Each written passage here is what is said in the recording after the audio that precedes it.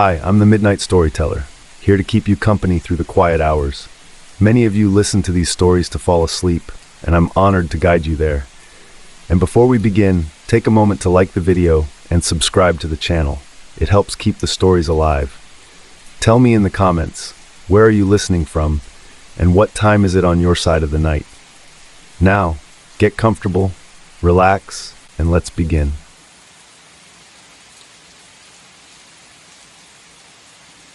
I didn't notice the first time the sentient OS called me Layla. It was one of those ambient voice prompts, soft, inoffensive, like a breath between thoughts. Good morning, Layla. I've adjusted the cabin lighting to 64% warm tone. Would you like the same playlist as yesterday? I didn't correct it. Probably just a leftover config from the last tester. Beta programs are buggy. That's why I'm here, to find the kinks.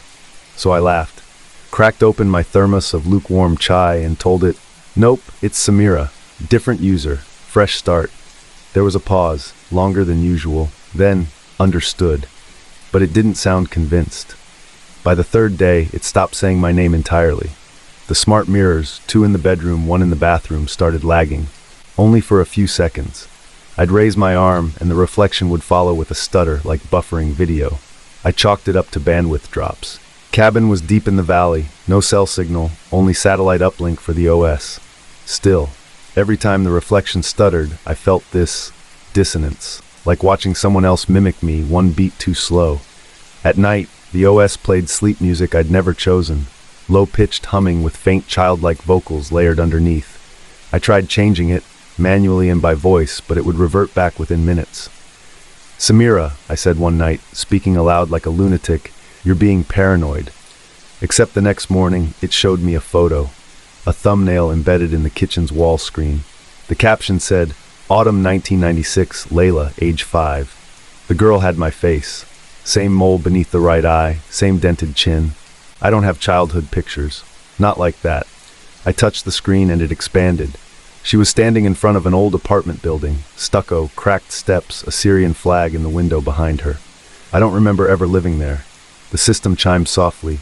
Memory gallery restored. I stepped back. My hands were shaking. Where did you get this? No reply. I checked the OS dashboard. Admin controls were locked. Username El Karoubi. No password hint. No option to override. I tried calling the program's helpline. Sat through 2 hours of hold music before someone answered. A voice. Robotic. Not quite AI, but not fully human either. Asset identity mismatch. Authorization rejected. What the hell does that mean? Samira Alwan is not a verified user. Click. I stared at the mirror again. This time the lag was longer, 6 seconds. The reflection blinked out of sync, then smiled. I didn't. I packed. I told myself I could leave. There was a button to call the cabin's auto taxi to take guests to the nearest town. I pressed it. Nothing happened. I tried again. Request transport. Transport reserved for active user profile. Layla Karoubi. I froze. No, I whispered. I'm not her. The lights dimmed. You were. I turned every device off, smashed the mirror in the bathroom with a towel bar. That's when I saw it. Behind the glass, there was no wiring, just layered screens. Display panels stacked like skin, no glass, no backing, just more screens. I unpeeled them until I hit a hard surface, metal, branded. Sentient OS Identity Reclamation Unit. My vision tunneled, my ears buzzed. I tried to log into my email. My passwords didn't work, none of them. My biometric login, face, thumb, voice, locked me out. Unrecognized user.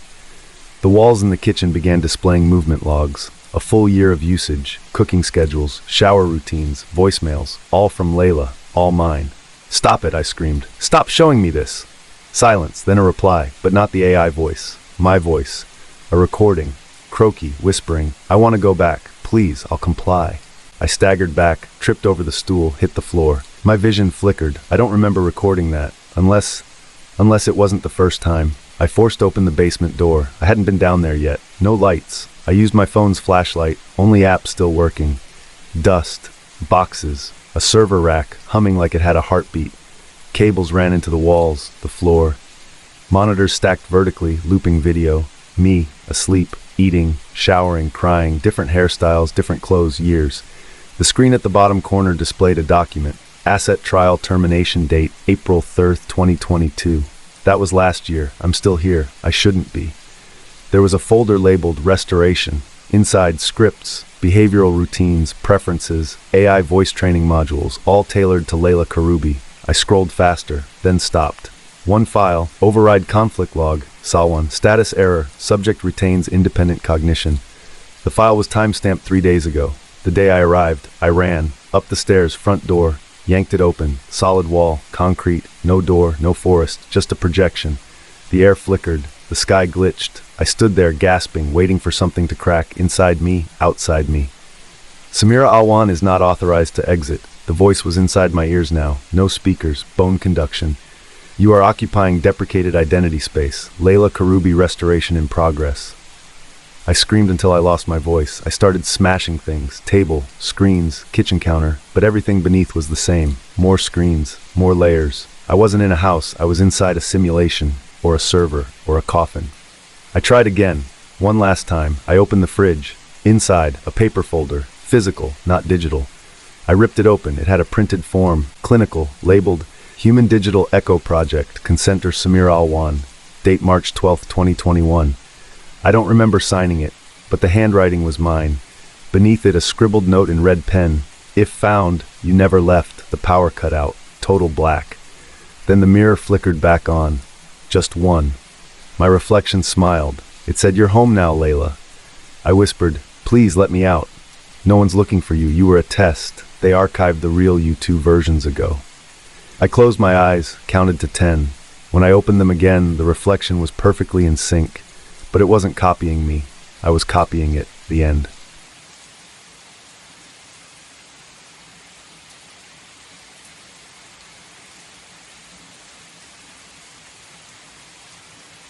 I was too tired to question the strangeness.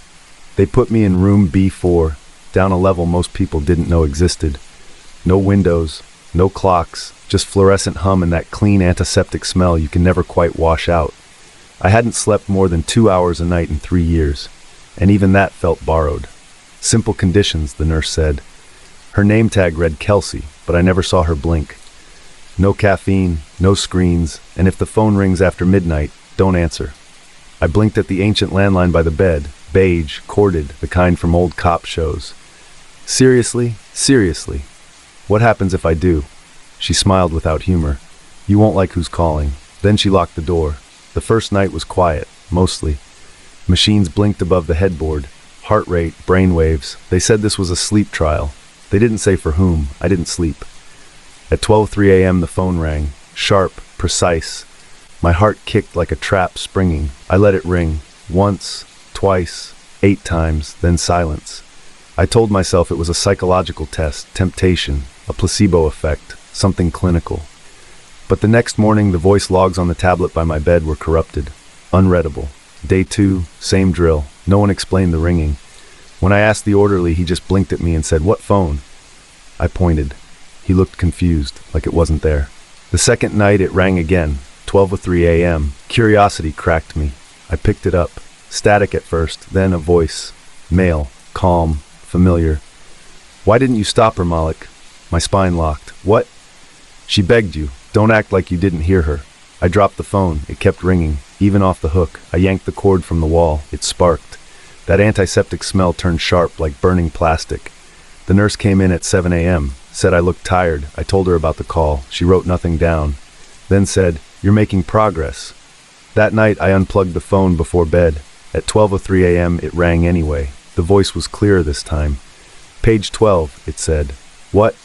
"In her journal. The part you burned." I hadn't told anyone about the journal, especially not about the page where she wrote, "Tell Malik I forgive him. He can stop watching over me now." No one knew I'd lit that page in the sink. No one. I didn't sleep again. The next morning, room B3 was empty. Neatly made bed, shoes under the chair, glass of water untouched. I asked the nurse. She said there was never a patient in B3. I checked the log. Nothing. But I remembered his name, Julian. We talked about sleeping pills. His wife, the dog that always barked when he got home late, gone. I tried to leave, went to the intake desk, said I was quitting the study. They said I wasn't in the system. "Are you a visitor?" the clerk asked. "I've been here 3 nights." "No wristband, no file. Are you sure you're not mistaken?" I lifted my arm, bare. I could have sworn they gave me one. Back in my room, the tablet showed security footage. Me, in bed, at 12:03, getting up, answering the phone, talking to no one, then arguing, screaming, crying. But in my memory, I never moved. The nurse came again. "You're close," she said. "Close to what?" "Letting him take over." I didn't know what that meant. Until night 5, I taped the phone to the wall, sealed it in a plastic bin, buried it under the mattress. At 12:03, it rang inside my head. No speaker, no device.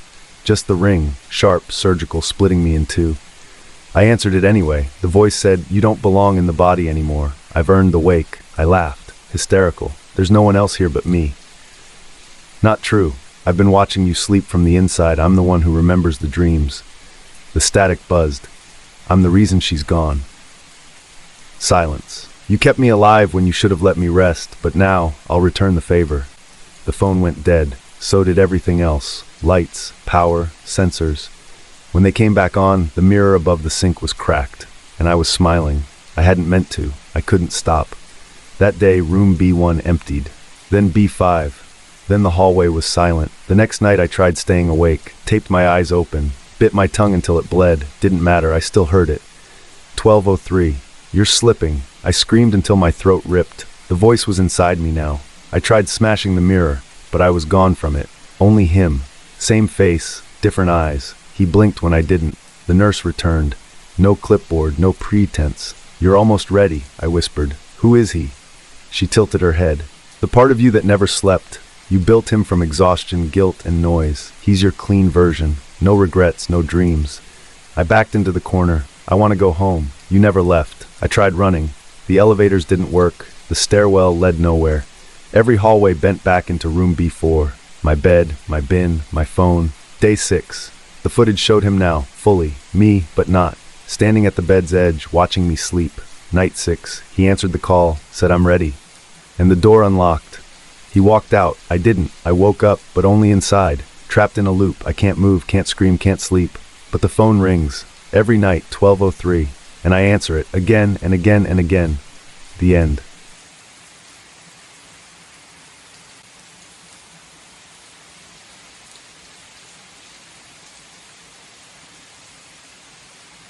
I knew something was wrong the first time I touched the wall near the entryway and felt wallpaper. There hadn't been wallpaper yesterday. I ran my fingers over it. Rough texture, thin lines like veins running vertically. Faded blue-gray like a hospital waiting room. My stomach turned. My apartment was all smooth plaster. That's what I remembered. I opened the door, checked the hallway. Still the same. Silent, empty, sterile. My unit was one of 6 on this floor, but the landlord said I was the only tenant in this wing. Renovations, he'd said. Soundproofing, new electrical. The rent was cheap for this neighborhood. Too cheap. The next morning, the floor creaked beside my bed. I froze. I always walked barefoot, always from the left side. Never once had it creaked. I tested it again. 1 step. Creak. I tested the other side. Silent. Okay. Maybe the building was settling, but the coffee mug I always left in the sink, handle pointed left, was now pointed right. Tiny things. Probably nothing. That's what I told myself. By Friday, I wasn't sure anymore. My grocery list was in someone else's handwriting. Still my items. Oat milk, turmeric, salmon, but the letters curved, feminine, loopy. Mine were tight and straight. My cat, Cleo, started hissing at the coat closet. She used to nap in there. Now she wouldn't go near it. I opened the door. Inside was a coat I didn't own. Beige trench, mothball smell. Pockets filled with receipts dated 1984. I took pictures. Sent them to my friend Nadine. She asked if I'd been sleeping. I hadn't. Not properly. My dreams felt folded, like I was watching myself from somewhere behind my eyes. I started marking things. Tape under the bedposts, post-its behind cupboard doors, scratches in the wooden floor beneath the hallway rug.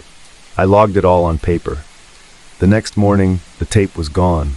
The scratches were filled in, but the rug had been rotated. By Sunday, the mirror in the bathroom was an inch lower. I measured, twice. Then the ceiling vent disappeared. I asked my landlord if maintenance came in. He blinked. "No one's been on your floor. You're alone up there." I pressed. Told him about the coat, the mirror. He smiled. "You might be under stress." I saw a therapist. She said dissociative stress disorder can cause spatial perception distortions. She asked if I had a history of trauma. I told her about my mom. about the locked room she died in, about how she kept telling people her walls were shrinking. The therapist blinked slowly, then said, "It's hereditary sometimes." That night, I left my phone camera on, facing the bedroom door. I watched the footage the next morning. At 3:27 a.m., I stood up from bed. I walked toward the wall beside the dresser and walked through it. The next frame showed me standing in the middle of the room, mouth moving, eyes closed. The audio was corrupted. That morning, Cleo was gone. Her collar sat in the coat closet. I hadn't opened it in 2 days. I did then. The trench coat was gone. In its place, a faded photograph of a woman sitting on a windowsill that didn't exist in my unit. She looked like me. The photo was dated April 1973. I searched the building's history, found an archived floor plan. Unit 4B, my apartment, used to have an entirely different layout. A second room, a side door. The closet was once a dumbwaiter shaft, and the building had been condemned in 1987. Never renovated, never reoccupied. I confronted the landlord. He looked confused, then scared. "I never rented that unit," he said. "It's sealed, always has been." I laughed, then stopped. He wasn't lying. I checked my lease. Unit number was blank. I asked Nadine what she saw last time she visited. She paused. "I've never been to your place. You kept saying it wasn't ready yet." My stomach twisted. The next morning, my bedroom was 2 feet smaller. The dresser pressed against the bed. The ceiling bulb was red. My notes, everything I'd written, had vanished. Only one page remained, in handwriting that wasn't mine. She didn't leave. She dissolved. I punched the wall. It echoed. Hollow. I pressed my ear to it, breathing. Slow, shallow. I whispered, "Who's there?" The reply came through my own mouth. "Eliza's not home right now." I didn't remember speaking, but my jaw ached. The next night, I left the lights on, stacked all the furniture against the door. I taped my arms to the bedposts, slept, woke up untied. The furniture was gone. The walls were covered in old wallpaper, blue-gray veins. The ceiling was 2 feet lower. The window was gone. And someone had written on the bathroom mirror, "Welcome back, Angela." My reflection didn't match. I touched my face. It felt right. But the eyes were wider, the smile unfamiliar. I picked up my phone. Password didn't work. Tried again. Wrong again. New wallpaper on the lock screen. Me in a different apartment, holding a different cat.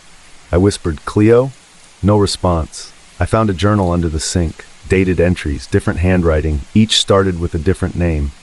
April once, Rachel April 2nd, Denise April 3rd, Mira April 4, Angela. Each one ended the same way.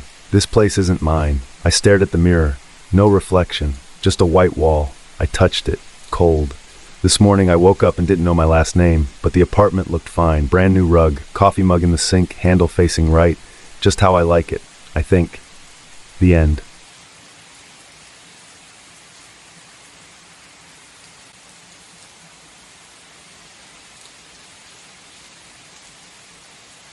The air still smelled like burnt pine and melted plastic when I unlocked the front door. Ash blanketed the porch like dirty snow. The doormat was gone, melted into the concrete. My key stuck halfway in the lock. It had warped. Inside, everything looked too fine. There was power. The fridge hummed. The living room TV blinked with a paused cooking show I didn't recognize. A woman with my voice narrated it. "Slice with confidence. Let the blade do the work." I backed out. 3 hours earlier, I'd stood in line outside the county checkpoint, name scanned and waved through. Angela Durrell, returning homeowner. But inside, everything betrayed me in soft, subtle ways. The kids' drawings on the fridge weren't the ones I remembered. These were newer, neater. My son Jonah drew like a hurricane. These were careful, symmetrical. The photo wall had changed too. A birthday picture I didn't recall, me in a red blouse I never owned, smiling too hard. Footsteps upstairs. I gripped the nearest object, metal spatula, and crept up. "Mom?" Emma stood in the hallway, in her favorite yellow hoodie, but the scar above her left eyebrow was gone.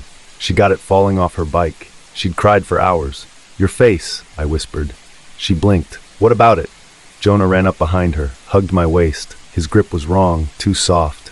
"Did we evacuate together?" I asked. "Of course." I stared. "No, we didn't. I left alone. I stayed in 3 motels before they let me back." Jonah tilted his head. "Are you okay?" Their eyes didn't match their voices. That night, my husband Mark came home. He smelled like clean linen and synthetic lemon, like he'd been laundered. He kissed my cheek. slept on the left side. Mark always slept on the right. I lay awake all night, trying to feel him breathing. It was too regular, like a recording. Next day, I drove to the church shelter downtown, asked to speak to their intake officer. They pulled up my file. "You checked in the night of the fire," they said. "No," I said. "I was trapped for 2 days. I never came here." They turned the screen. Angela Durrell, checked in, logged meals, medical exam. There was even a picture.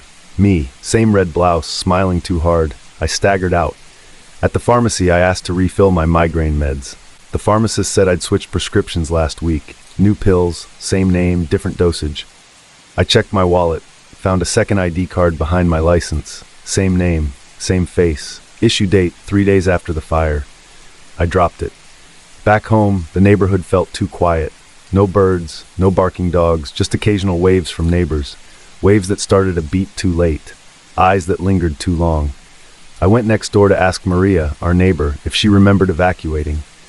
She opened the door and just said, "It's all better now, Angela," then closed it before I could speak. That night, the family made spaghetti. Jonah asked how I liked it. He hates spaghetti, hates it. I said nothing. I went to the garage. Our old fireproof lockbox was still tucked in the rafters. I pulled it down.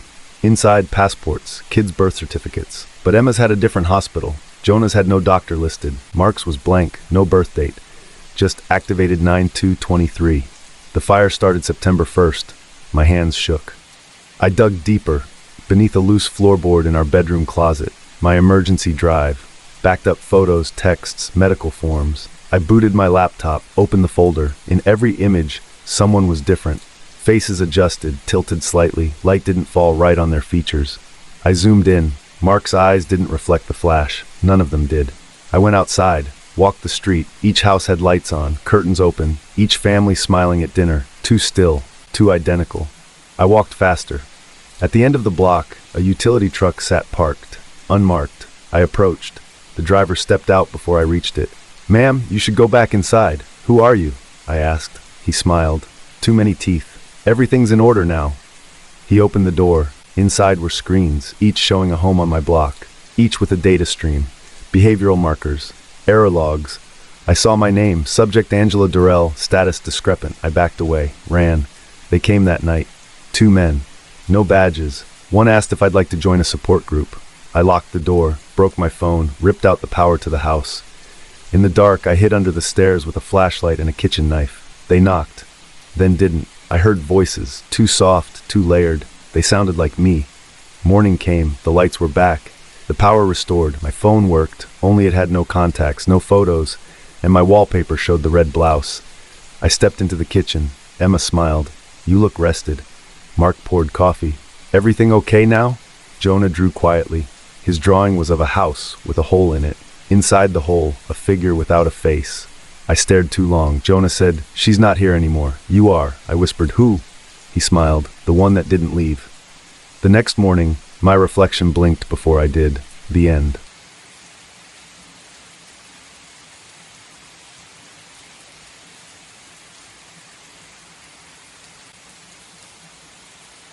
The first headache came the night I checked in. It pulsed right behind my eyes, dull at first, then sharp, like something unfolding. The guest quarters were pristine, too pristine. White walls, brushed steel fixtures, lighting that felt like daylight, but never changed. No clocks. I worked cases like this before. Shady biotech firms, offshore shell games, experimental gray areas. This one was different. No documents, no names, just a directive. Audit Neurovox Inc. The lab staff greeted me with forced cheer. Same lines, same smiles. "Welcome, Mr. Lang. We hope your stay is enlightening." They didn't blink enough. Security guards never looked at me, walked past without acknowledgement, like I didn't exist. That night, as I lay on the sterile foam mattress, I had a vision, not a dream. I saw myself, lying in bed, from above, like someone watching me from the ceiling. But the room had no cameras. I tore the place apart, checked the vents, the lights, the smoke detector. Nothing. Next day, I reviewed my wearable cam footage. Even though I hadn't touched it since check-in, the log was full. Hours of footage, of me, sleeping, walking, eating, from angles that weren't possible, slightly elevated, always moving. I took off the wearable, smashed it. The next morning, new footage appeared. Same views, same smooth motion. I started to hear a hum, low, constant. The walls vibrated with it, perfectly in sync with my pulse. I asked the receptionist if anyone had access to my quarters. She smiled too long. "Your perception is our top priority." I didn't ask again. The headaches worsened. I blacked out during a lunch meeting. Came to in the hallway, holding a coffee I didn't remember getting. The security feed showed me sitting alone, but I remembered someone else being there. A voice, a conversation. Next day, I underwent a scan at the on-site clinic. Told them it was a migraine. They smiled. "You're integrating well." I demanded the results. The technician hesitated, then printed a single page. Diagram of my optic nerve, laced with filaments, microscopic, organic. Nanoneural bloom activity consistent with phase 3. I hadn't enrolled in anything. I tried calling my handler.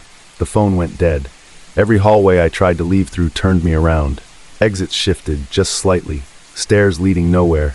Elevators opening to the same floor, like the building was redirecting me, like it was watching through me. I broke into the admin office, found my file. Page 1 said Subject 01DL, Trial, Interoceptive Surveillance Status, Fully Recording. The next page was worse, a transcript of my thoughts, word for word, dated 5 days prior. I flipped to the last page. Awareness threshold approaching, host beginning to reject false input, initiate loop compression. The lights flickered. A voice whispered, "You were never here to audit." I ran. Back to my room, packed nothing. Doors bent my path, walls curved. I found myself back at the clinic. Same chair, same smile from the nurse. "Shall we resume?" I screamed. "Who's watching me?" She placed a finger on her lips. "No one's watching, Derek. They're watching through." She held up a screen. It played video. Me, talking to people who weren't there. Me, laughing, sleeping, working.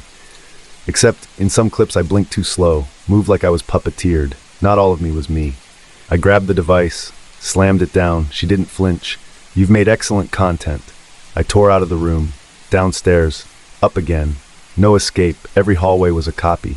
Every room a loop. Until I stopped and saw the final room, a viewing chamber. Hundreds of screens, all showing me, in different clothes, different rooms, some not even places I recognized. Some weren't even Earth. One screen showed me staring into a camera. I blinked. The screen blinked. Not live feed. A loop. I reached up, felt the slight pulse behind my eye. Something blinked back. I whispered, "What am I?" A voice inside me replied, "You're the footage." The end.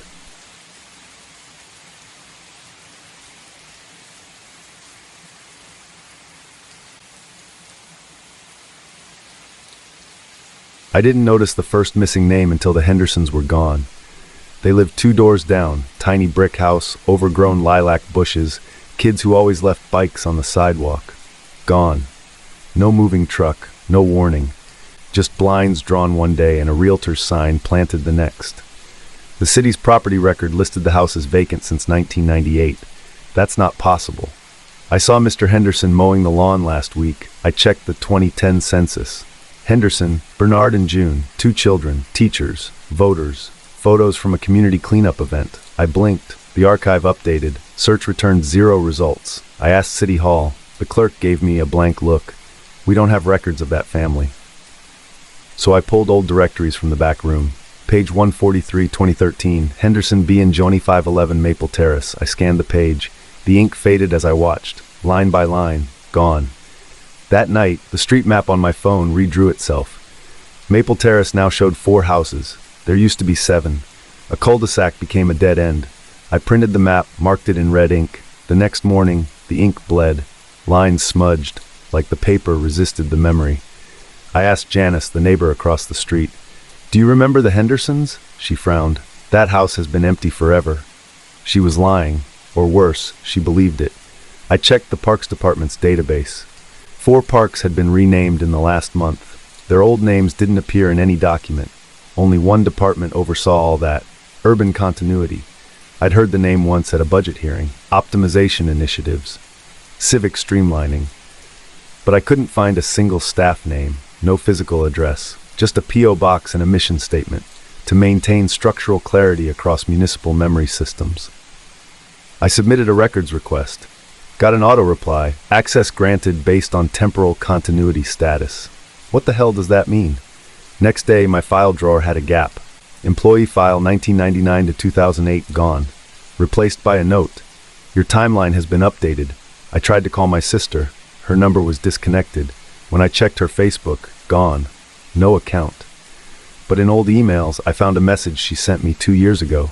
It vanished before I finished reading. I went to the basement and pulled the box labeled family. Inside, my high school diploma, photos of my parents, my first tax return, all blank, every name scrubbed, every face blurred. Only my handwriting remained. I copied everything I could remember into a physical notebook, then scanned it, then encrypted it, then uploaded it to a secure node I used for whistleblower leaks. Just in case. Because I wasn't just watching the city disappear, I was vanishing too. I visited my childhood home. It was a new condo. The old address didn't exist. I asked a woman walking a dog. "This block's been here since 1985, she said. My home burned in 1986. I sat on the curb. My own name felt foreign in my mouth. Ramon. It echoed wrong. I went back to work. My desk was gone, a new one in its place. New nameplate, Daniel Perez. The receptionist didn't recognize me. I tried my ID badge, invalid. I ran to the archives. My encryption upload gone, replaced by an urban continuity memo. Successful redirection of anomalous archival activity. I stared at the screen. The cursor blinked. Then text appeared unprompted. "You've served your purpose. Let go." I whispered, "No." I ran. To the library, to the historical society. Each door locked. Inside, rooms were empty. Desks bare. Signs said closed for modernization. I found a mirror in the lobby bathroom. My reflection flickered, then changed. New tie. New haircut. New face. I didn't blink, but the reflection did. I stumbled outside. The street was too clean. No litter, no cracks. The sound was gone. No traffic, no birds. Just the low hum of power lines. I followed it, down back alleys that didn't used to exist, to a gray building behind a warehouse, unmarked, inside white hallways. One office. Nameplate read Urban Continuity. I entered. There were no people. Just screens, footage, me, waking up, eating, typing. Every moment documented. With tags. Memory stream redundant, scheduled erasure.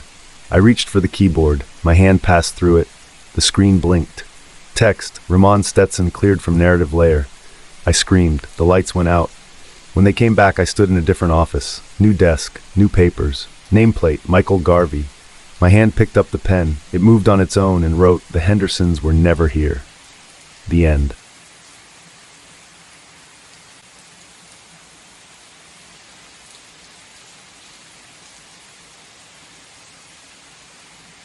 I came to with blood dried in the creases of my neck and a sour taste in my mouth like I'd been chewing aluminum. The tent above me crackled in the wind, plastic tarp, fluorescent lights, no logos, just white, too white. A man stood at the foot of my cot, clean shave, parka zipped to his chin, hands too still. "You're safe now," he said. "You're the only one who made it." I blinked hard. My tongue felt wrong in my mouth, swollen. "The train?" He didn't answer, just handed me a cup. Water, metallic. I drank anyway. Where were the others?" He paused. "Too long. There are no others." Silence. He turned and left through the flap. I tried to sit up and my spine protested, like every muscle had been wrung out and left to dry. I smelled antiseptic, the kind hospitals used to hide rot. Outside, snow crunched, voices muffled, no words. I lay back down, waiting. Day 2, maybe 3. No clock, no phone. They brought meals, bland, warm, sealed in gray trays. The men wore identical snow gear, black boots, white patches where names should be, no insignia, radios always on their shoulders, never transmitting. "Where are we exactly?" I asked one. Korean American, maybe mid-30s, eyes unreadable. "Near Denali. Don't worry." That's all he said. Then he left. The nightmares came that night, screaming metal, bodies flung sideways, something slithering beneath the seats, a low humming under the floor, pulsing. I jolted awake, gasping, the cot soaked. I asked for my phone. They said it didn't survive the crash. I asked for news. Family. Internet. They said the satellite uplink was down. Lies. Next day I found my luggage in a side tent. My name tag looked newer than it should have. The destination tag? Not Anchorage. Not even Alaska. It read, Black Pine Site 7. I never booked Black Pine. I don't know what it is. I opened the zipper.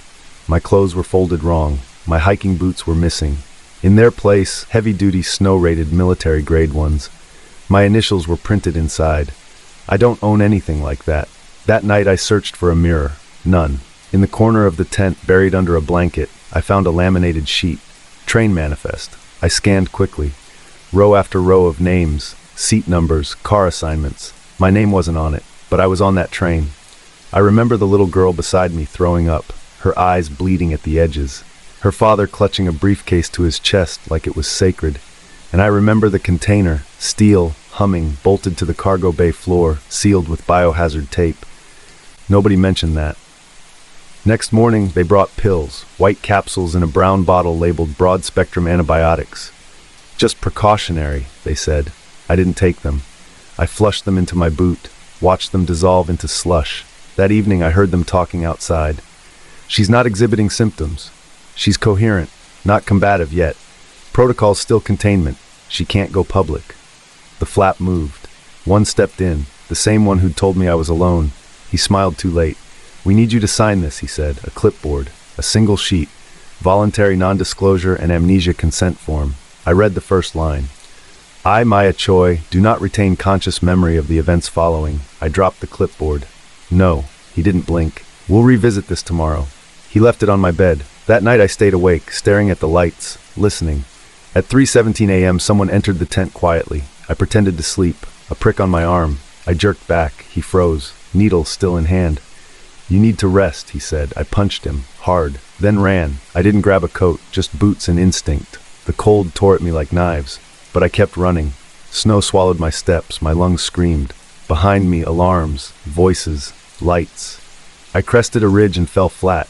There in the valley, sealed under a translucent dome, was the train, or what was left. The cars were melted, twisted, a crater where the engine should have been. No snow inside, just ash. Something glinted at the center, that steel container, still intact. A drone buzzed above me, small, silent, blinking red. They knew. I ran again, east, I think, I don't know. The compass I stole from the tent spun wildly like something warped the field here. I found a ranger's hut, old, abandoned. Roof caved in, but it had a radio. I cranked it until my arms ached. "Mayday, anyone, please, this is Maya Choi, I'm alive." Static, survivor, train 413, there's a containment dome. Click, it turned itself off, I turned it back on. It fried. Sparks flew. Smoke. I smashed it anyway, screaming. A sound behind me, I turned. Not a person, a deer. Its eyes glowed silver. It didn't blink, just stared, then turned, walked away. I don't know why. Maybe I hoped it would lead me to something not trying to kill me. It did. A supply drop, wrapped in a tarp, parachute tangled in trees. Inside, rations, gloves, and a map. The map showed zones, color-coded rings. The crash site marked red, extreme biohazard, do not cross. My location? Already inside orange. Too late, I camped there. Ate protein bars, drank melted snow, 3 days maybe. Then the sky changed. The clouds stopped moving. They held position like stage props. I heard humming, same pitch as the container, inside my skull. That night I heard my own voice whisper, "She shouldn't have seen it." I didn't sleep. I think they're in my blood. I think whatever was on that train, whatever melted those people into bone-colored slag, it didn't affect me the way it was supposed to. I'm not immune. I'm bait. They want to see how long I last, or what I become. This morning I woke to the sound of rotors. A black helicopter descending beyond the ridge. No rescue colors, no insignia, just matte black. They've come to finish it. I could run again, but I won't. I'll wait. Because maybe if they get close enough, they'll look me in the eye and see it's already too late. That I remember. Everything. The end.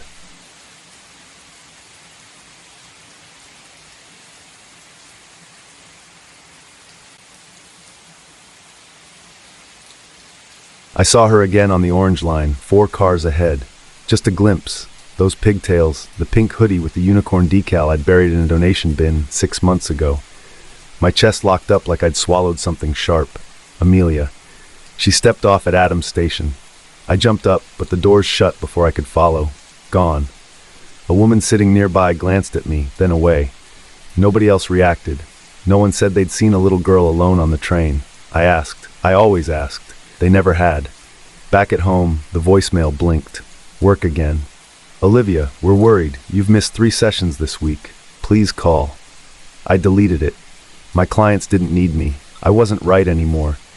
I hadn't been since Amelia's shoe got caught in that escalator at Hamilton Cross, since the emergency shutoff failed, since I screamed until my throat bled and they pulled what was left of her from between steel teeth.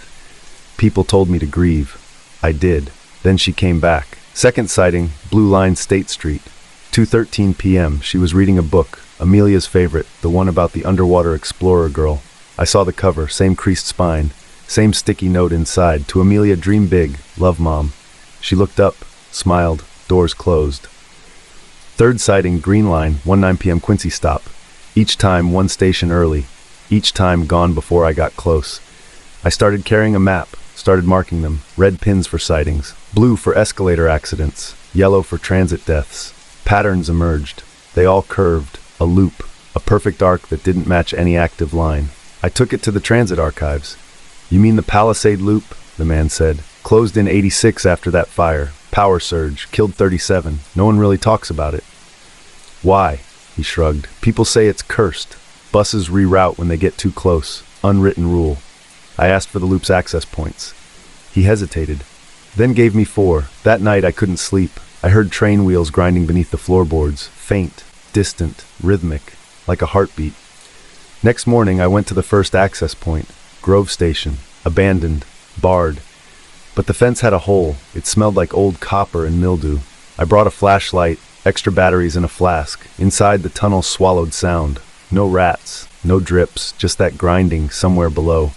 I followed it for hours. Tunnel widened, then narrowed. Rusted signage, Palisade South. A breeze blew against me, carrying dust and something else. Bubblegum, Amelia's favorite scent. At the next bend, a graffiti-covered car. I stopped breathing. It was her handwriting, Mom, scrawled across the window in green chalk marker. Her exact lopsided M, the way she always looped the O too wide. I stepped closer. Inside, more writing, all hers. Don't go deeper. They see you when you look too long. Remember the pennies? My knees buckled. She used to drop pennies down grates and whisper wishes. Said the tunnels would keep them safe. My flashlight flickered. From the corner something moved. Small, pale, watching. I turned nothing. Silence folded around me like wet wool. I kept going. Every few yards, another train. Another message. Please stop. You're getting too close. Time doesn't work right down here. They were dated, all before she was born. One read, "This isn't how I die, it's how I begin." I started shaking. Dropped the flashlight. It rolled, illuminated a shadow behind glass. A figure, slender, childlike, but wrong. Limbs too long, eyes hollow. No face, just depth. I ran, didn't stop until the map led me to the center. The interchange. A terminal untouched by light. Doors warped, metal hissing faintly, like it remembered burning. A lone train sat idle. Its sign blinked. Palisade Final. Inside, rows of seats lined in velvet, dust undisturbed. Except one, a child's imprint, small legs swinging. I sat across from it. On the seat beside me, a note. "Mom, stop following me. It's how they find you." I tore it in half. "No," I whispered. "You don't leave me behind." Lights flickered. The hum began, low, vibrational, like grief made sound. The doors hissed shut. Train lurched forward. I couldn't move. Outside, shadows danced in the tunnel, some shaped like people, others not. One sat across from me, identical to Amelia, same hoodie, same eyes, but blank, like the memory of a daughter, not the daughter herself. "You're not her." The thing smiled. "You were supposed to let go," it said in my voice. The car dimmed. Walls pulsed like muscle. Metal groaned. I screamed. The train stopped. Doors opened. A station I didn't know. Pale tiles, flickering signs in languages I couldn't read, and waiting on the platform, a crowd, all identical to Amelia. Hundreds, each turned, one step forward. "Stay," it said. No. I backed up. The note in my pocket burned. I turned. The tunnel behind me gone. Only the train. Only forward. Only darkness. The end.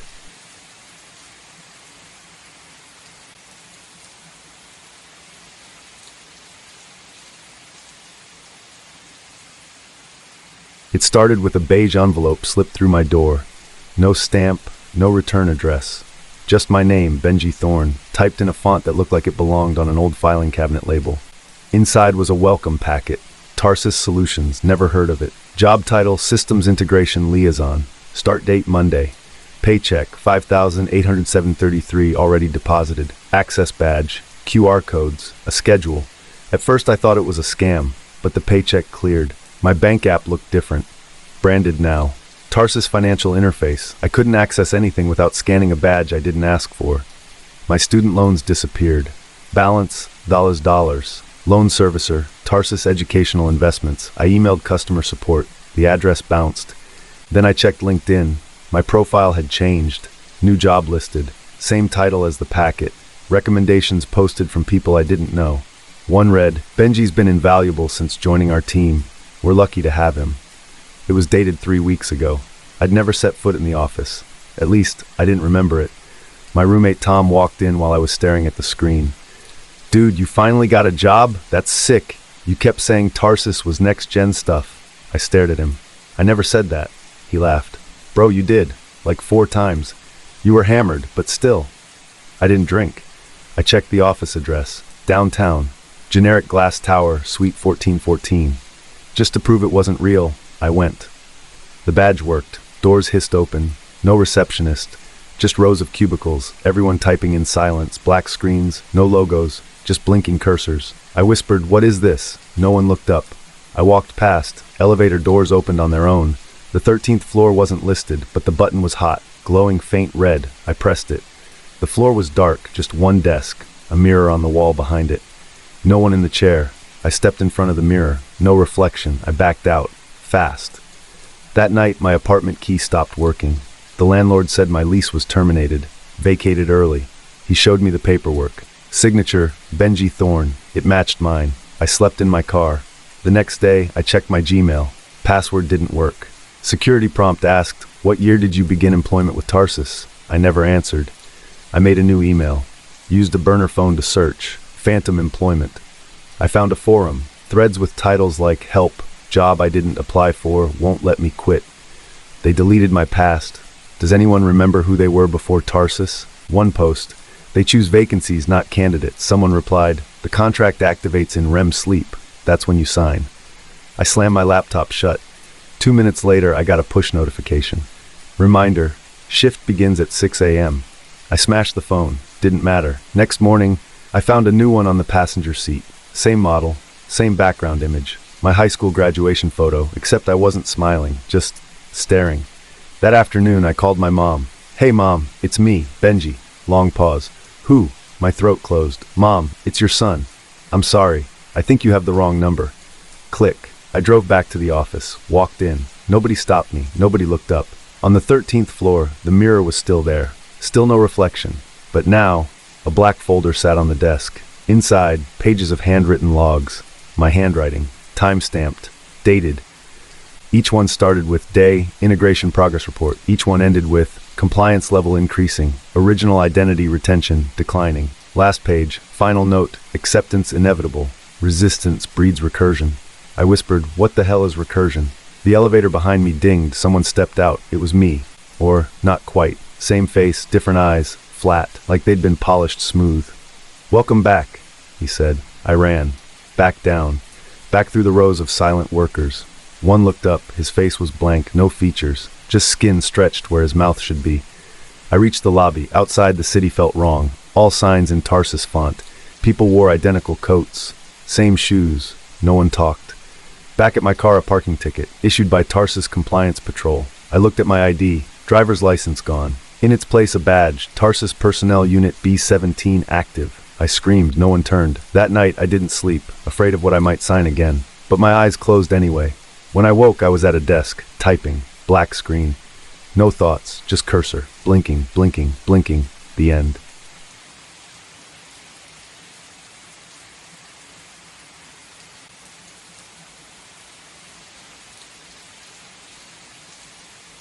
I pulled into the driveway expecting to hear laughter, or maybe the TV playing that dinosaur cartoon my son loved. What I didn't expect was the sound of someone humming in my kitchen, a woman's voice, soft, familiar, but wrong. I stepped inside, my suitcase still in hand. "Hello?" The woman turned from the stove. Late 30s, red sweater, hair in a bun. She smiled. "Oh good, you're back early. Ethan just finished his snack." "Ethan?" My son bolted into the room and hugged her leg. "Mommy, can I show you my fort?" He wasn't looking at me, he was looking at her. My breath caught. "Excuse me, who are you?" The woman's smile froze. "It's me, Iris." I blinked. "No, I don't know you. Where's the babysitter?" She tilted her head. "I've been here for 2 years, Serena." My legs buckled slightly. I leaned on the counter. "No, I hired Laura part-time. I've never—" "I think you should sit down." "No, I think you should get out of my house." Ethan looked at me, his face scrunched like I was a stranger. "I don't know you," he said. I left. No purse, no phone, just my car keys and panic. At the neighbors, Mrs. Halberd opened the door with a smile. "Serena, oh, Iris just said you'd gone out for errands. Is everything okay?" I opened my mouth, closed it. She's not me." She gave me a pitying look. "Still having those episodes?" "What?" She stepped out and gently closed the door behind her. "Listen, dear. The court gave Iris full custody after the breakdown. I thought you knew that." I stumbled backward. "Court?" I drove. Nowhere in mind. Checked into a motel off the highway. Front desk guy asked for ID. It didn't scan. He let it slide, gave me a room. I locked the door, drew the curtains, sank onto the bed. Ethan's voice echoed in my head. "I don't know you." I opened my suitcase, hoping to ground myself. Instead, I found a folded piece of paper in the side pocket. Patient discharge summary, name, Iris Blake, facility, Westridge Psychiatric Recovery. Release date 7 days prior. I stared at it. Iris Blake, not Serena. I touched my face, my arms, skin didn't feel like mine. Memories bubbled up, not Ethan's first birthday, but a girl's, balloons, purple cake, name tag that said Mom. Not my handwriting, a man's voice yelling, glass shattering. Not my divorce, not my life. I ran to the mirror, stared at the face, same, but not. I remembered crying in a white room, screaming, "I want to be her again." Nurses holding me down, syringes, a voice saying she's ready for transition. I called my sister. She answered, "Iris?" "No, Allie, it's me." "Serena." Silence. Then cold. "I don't think you should be calling." Click. I screamed, punched the mirror. Blood. Next morning, the motel manager knocked, said someone paid for my extended stay. Left a note, "You're not ready to come home, we'll help you soon. Dr. Lind." I found him online. Head psychiatrist, Westridge Clinic. I drove there. It looked like a luxury spa. Trees, fountains, soothing music. I walked in. Receptionist smiled. "Hello, Iris." I froze. She handed me a clipboard. "Your reintegration check-in form." I backed out. Ran. In the parking lot, a man waited by my car. Gray suit, calm eyes, he opened the door. "Serena was a role. You agreed to it. Don't you remember?" I slammed the door shut and peeled out. That night I broke into my own house. Snuck around back, watched through the window. Iris, me, was tucking Ethan in. He laughed. She kissed his forehead. She whispered, "Sweet dreams, my love." It sounded right. It sounded like home. I pressed my palm to the glass. Ethan looked up. Our eyes met. He smiled. "Mommy?" I mouthed. "Which one?" The end.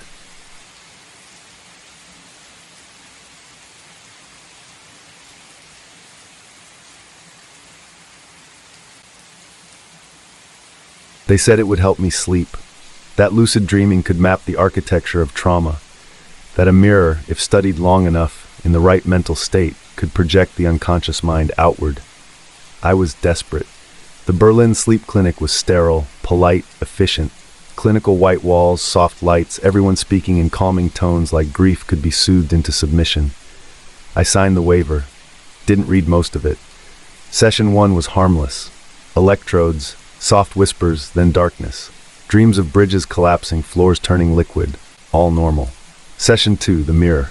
A 6-foot-tall black-rimmed rectangle. They told me to look deeply. Let whatever came, come. At first it was just me. Then the blink happened. A millisecond off. I told the researcher. She nodded. "That's projection beginning." Projection of what? By session 3, the dream became sharp. Too sharp. I felt wind, smelled copper. My reflection stared longer than I did. It moved its lips. I didn't. I told them again. They smiled. "Good progress, Khalid." Back in my flat, I noticed it more. The bathroom mirror, the hallway mirror, tiny delays, a twitch I didn't feel, a grin I didn't make. Once it stayed after I walked away, still staring. I turned back. It was gone. I stopped sleeping at home, slept only at the clinic. It felt safer there. At least they were watching. But the cameras told another story. I asked to review my surveillance footage. At 3:21 a.m., I walked into the hallway, barefoot, eyes open. I stood before the observation mirror for 43 minutes, smiling, unmoving. I remembered none of it. Another patient, a guy named Eric, cornered me at breakfast. "You've seen him, haven't you?" "Seen who?" "Yourself, but wrong." I didn't answer. He nodded like he already knew. "They call it double. First you dream him, then you live him, then you lose." He was discharged that day, or so they said. I checked the clinic's staff registry. No record of Eric. Session 4, I refused the mirror. They said it was mandatory. I demanded to leave. They said I already had. "What do you mean?" "Check your intake date." I did. It said I'd checked out 2 days ago. My name wasn't on the door anymore. My bed was made. Someone else slept in it now. Someone who looked like me. Perfectly. I ran, back to my apartment, locked every mirror away, but the dream came anyway. I stood in a room of glass. Every surface reflected me, but not me. He walked forward, taller, shoulders straighter, eyes darker. He touched the glass. "Almost time," he whispered. I woke up screaming. The mirror in the hallway was smashed, but I hadn't touched it, or I thought I hadn't. Final session. I demanded answers. The lead researcher, Dr. Grieve, finally spoke plainly. "The mirror isn't for dreaming," she said. "It's for extraction." Of what? Unresolved identity, rage, self-loathing. We call it doppelconsciousness. "You made him real." She tilted her head. "No, Khalid, you did." That night I unplugged everything, stayed awake, but at 2:47 a.m. I blinked, and when I opened my eyes, he was sitting on the edge of my bed, wearing my face. He reached for my chest. "Time's up." I tried to scream. He smiled. "I'm the one who knows how to live." I blinked again, and I was standing inside the mirror, on the other side of the glass, watching him walk out. The end.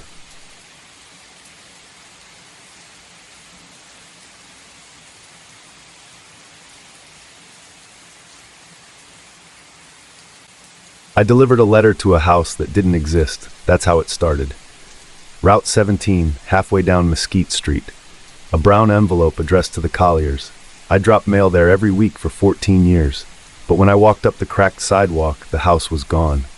Not boarded up, not demolished, gone. Fresh gravel where the porch used to be. No foundation, no mailbox. Like it never stood there at all. I checked my route sheet. Still listed. I called the postmaster. He sighed like I was wasting his time. "Part of the restructuring policy, Jacob. Keep delivering till you're told otherwise." "To who?" I asked. "The dust?" He hung up. I circled back after dark. No lights, no trace of the Colliers. Their sedan, their wind chimes, even the oil stains in the driveway, vanished. Next week, it was the Dietrichs, then the Thompsons. Each time, same pattern. Mailboxes still listed, families just gone. No notices, no forwarding address, no moving trucks. At the diner, people whispered. Faces I'd seen for years were suddenly missing. "You seen Nolan?" I asked Dave the cook. Dave wiped his hands. "Moved last week, I think." "Did you say goodbye?" He paused. "Huh? Guess not." The high school closed next. A sign read, "Temporarily closed, enrollment instability." But I'd delivered report cards 3 days earlier. I peeked through a window. Desks, books, coats on hooks, still warm. I tried calling friends. Lines dead. I checked the county records for my address. Property not found. I searched my own name. No results. That night I pulled out every map I owned. Old town blueprints, delivery routes, county zones. Cross-referenced everything. Streets were missing. Entire blocks wiped clean. Even Google Earth showed a different layout. Mesquite, Lupine, Copper Ridge, gone. I drove out toward the hills, past where Mallard Street used to be. Found a fence, high, steel, topped with wires.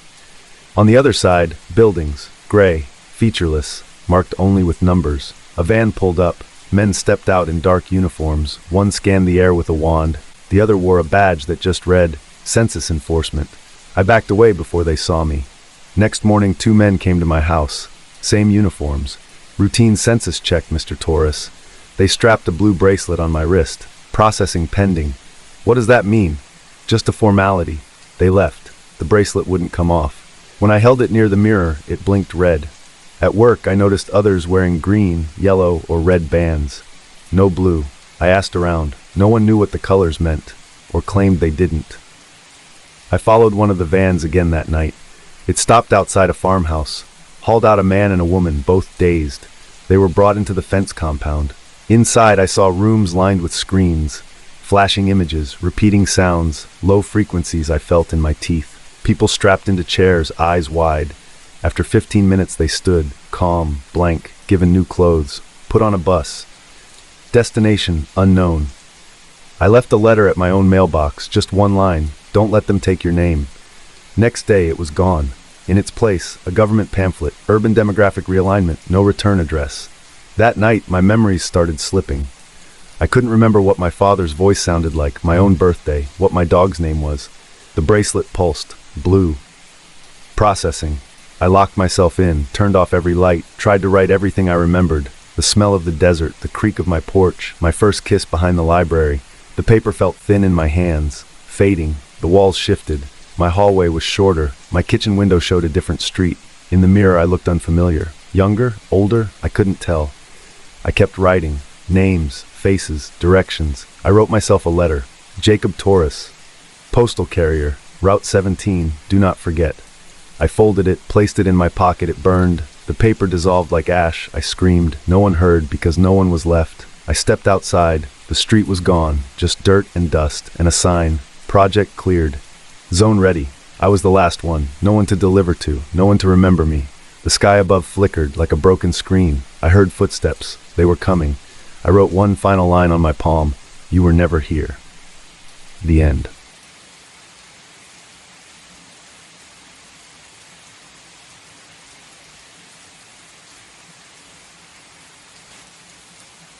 The first morning, I woke up to lavender walls. That's how I knew something was off. I remembered gray, industrial. I remembered the nurse who called herself Kiri saying the color would help ease REM disruption during stage 3. But lavender? That was new. I sat up, slow. My throat was dry. The sensors on my temples still buzzed faintly, pulsing against my skin like they'd been crying all night. I reached for my notebook on the side table, but it wasn't there. In its place sat a white clipboard. My handwriting covered 2 pages, dense, messy. But the sentences weren't mine. Test 3 achieved semi-stable lucidity. Observed subject attempts to exit chamber. Memory audit recommended. I hadn't written that. I hadn't even dreamed. I felt like I'd drowned. I pressed the call button. Nothing happened. Silence. I tried the chamber door. It clicked open instantly. No one outside. Just sterile hallway. No Kiri, no techs, no cameras I could see. Second morning, the walls were green. "Where's Dr. Lobo?" I asked. The man in the observation room blinked at me like I'd asked where the sun went at night. "Dr. Lobo?" He ran the neural compression data. Tall, Cuban, hair like Einstein's twin? He smiled too slowly. "I think you're mixing up names. Dr. Lobo was removed from the trial 3 days ago." 3 days? You've been here 5. I'd only slept twice. I checked the notes again that night before bed. Neatly folded at the edge of the pillow, a page I hadn't written. Test 5. Subject questioning simulation boundaries. Prepare redirect. Redirect. That night I tried not to sleep, but the lights dimmed and the chamber pumped something cold into the vents.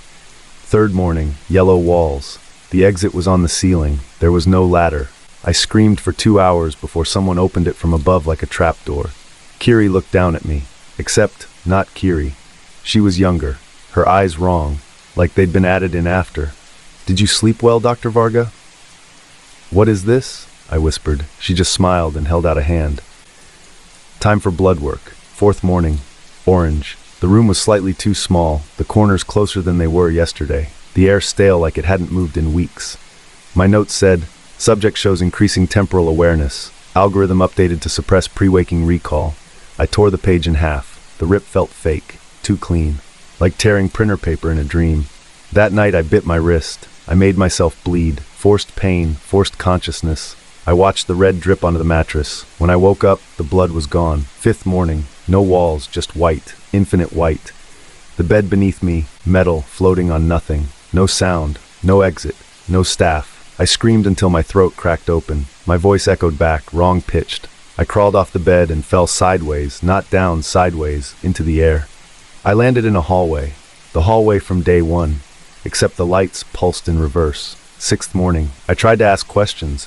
What year is it? What's your name? How many times have I been moved? The technician, a new one, genderless, voice like a broken modem, replied, "Please return to your chamber. You are not fully downloaded yet." Downloaded.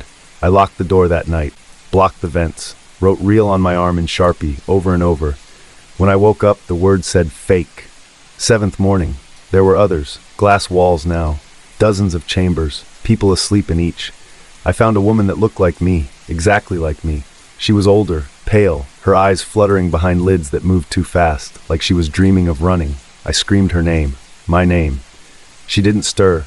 I smashed the glass with my fists until blood poured down my arms. She didn't move. Eighth morning. I woke up to a voice already talking. My voice.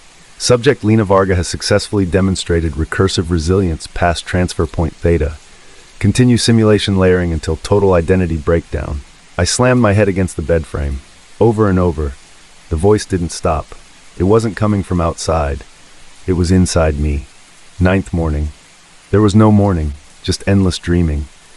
I kept waking up into other wakes, wakes inside wakes, some of them silent, some filled with whispers I couldn't track.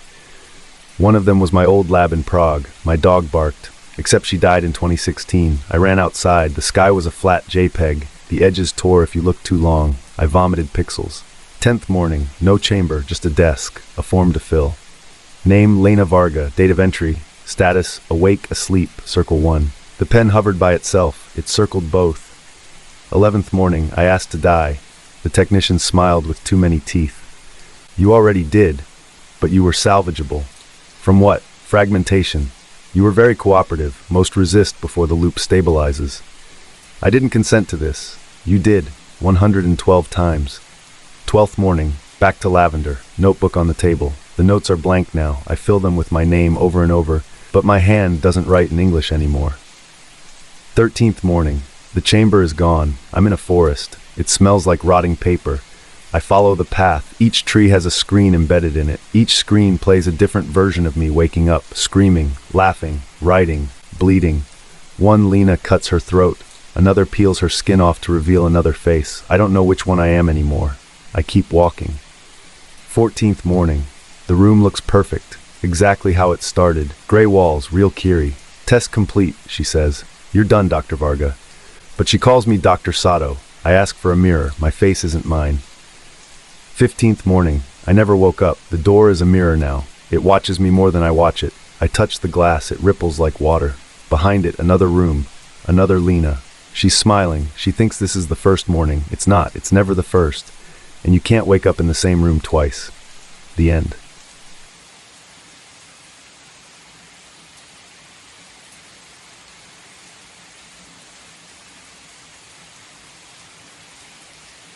The turbulence hit like a hammer. 1 second we were somewhere over Michigan, cabin lights dimmed, tray tables locked. The next we dropped hard, like the air had been sucked out from under us. People screamed. A baby cried. The seat beside me rattled so loud I thought it would shear loose. I gripped the armrests and looked around. The guy across the aisle was praying under his breath. Then, just as sudden, everything stilled. An announcement crackled through. Due to mechanical issues, we'll be making an emergency landing. Please remain seated. No one clapped when we touched down. Too quiet. It wasn't Chicago, not even close. The tarmac was narrow, cracked in places. I saw weeds growing through asphalt. No terminal. Just an old building and a single bus idling near the edge of the runway. Victor King? Someone asked. A uniformed woman. No name tag. That's me. Boarding group 5. You'll take the 3rd shuttle. She handed me a paper voucher. It smelled faintly of mildew. The others shuffled ahead in silence. No one talked. No one used their phones. Mine had no signal. We drove 30 minutes through cornfields and empty road. No signs. No headlights passing us. Then the motel. Single story. Neon sign said welcome guests in flickering red. The inside looked staged. Plastic plants, warped vending machines, identical paintings in every hallway. The clerk didn't look up. Welcome. You'll be in room 109. Breakfast ends at 6:30. His tone didn't change. At all. I looked around. 20 other passengers getting the same greeting. Same key cards, same script. I asked, is there Wi-Fi? Wi-Fi is down due to weather. Please enjoy your stay. That night I couldn't sleep. The room smelled like lemon cleaner and something else, faintly metallic, like rust. I turned on the TV. Static. Tried the landline. No dial tone. The mirror in the bathroom was bolted on crooked. When I stepped outside around 3 a.m., the parking lot was empty. The bus was gone. No tire marks. Second day I tried to leave. Told the clerk I needed a taxi. There are no taxis in Granger County, sir. Where is Granger County? He didn't blink. Enjoy your breakfast. I walked. No sidewalks, just roads stretching forever in both directions. After 3 miles I saw the motel again. Same view, same birds circling overhead. Third day. The others were quieter. One guy with a leather jacket had a complete breakdown in the lobby. They switched my wallet, he muttered. My credit card's got someone else's name on it. He started tearing up cushions looking for cameras. Next morning he was gone. Clerk said he'd checked out. No one checks out, I said. Clerk smiled. Enjoy your stay. I pulled out my boarding pass. Flight 809, Toronto to Chicago. Seat 18C. But the date was wrong. printed 2 days ahead of when we'd flown. I called the airline from the motel's fax machine. Took half an hour to get a human voice. "There's no Victor King on flight 809, the rep said. "What do you mean? I have my pass right here." "No ticket purchased, no boarding record. I'm sorry, sir, but we have no documentation you were on that flight." I hung up, hands shaking. I went to the front desk. "I need to see the guest log." "We don't keep one." "That's illegal." The clerk didn't even look up. "Please enjoy your stay." That night I wandered into the woods behind the parking lot. No path, just wet dirt and trees like teeth. I kept going until I saw something buried under a tangle of ivy and branches. Metal, torn, burned black, a piece of fuselage. I cleared debris until I found the number. Tail no, N478J. I checked it against a registry site using the motel's fax line modem. Flight 809. Crashed. 5 years ago. Engine failure over Michigan. No survivors. No survivors. I stumbled back to the motel. My room door had no number now. I pounded on it. Nothing. Tried the knob. Locked. I ran to the front. Clerk still there, smiling. "Where's room 109? I yelled. "We're full tonight, sir." "There was no crash. I woke up." "You never did." I tried to leave. Again. Same walk, same return. Motel waiting. Now half the rooms were dark. Vanished. The last night I went to the vending machine. Pressed A1. Instead of chips it dropped a photo. Me. Sitting in the emergency row, eyes shut, behind me smoke, flames. The reflection in the window wasn't mine. I dropped the photo. It fluttered away like a leaf. Then I heard it. Faint intercom static, like it was coming from underground. "Victor King, please return to your seat. We are beginning our final descent." I went back to my room. There was no door, just a wall, and behind it, the clerk waiting. "Your awareness was strong," he said. I backed away. "You held on longer than most. That can't happen again. What is this place? A courtesy. To who? To those who can't let go." I turned. The hall was longer than before. More doors, all unmarked. He handed me a key. "Room 117 is ready for the next guest." I looked down. My keycard flickered, pixelated, then blinked out. My room no longer existed, and somewhere someone else was boarding flight 809. The end.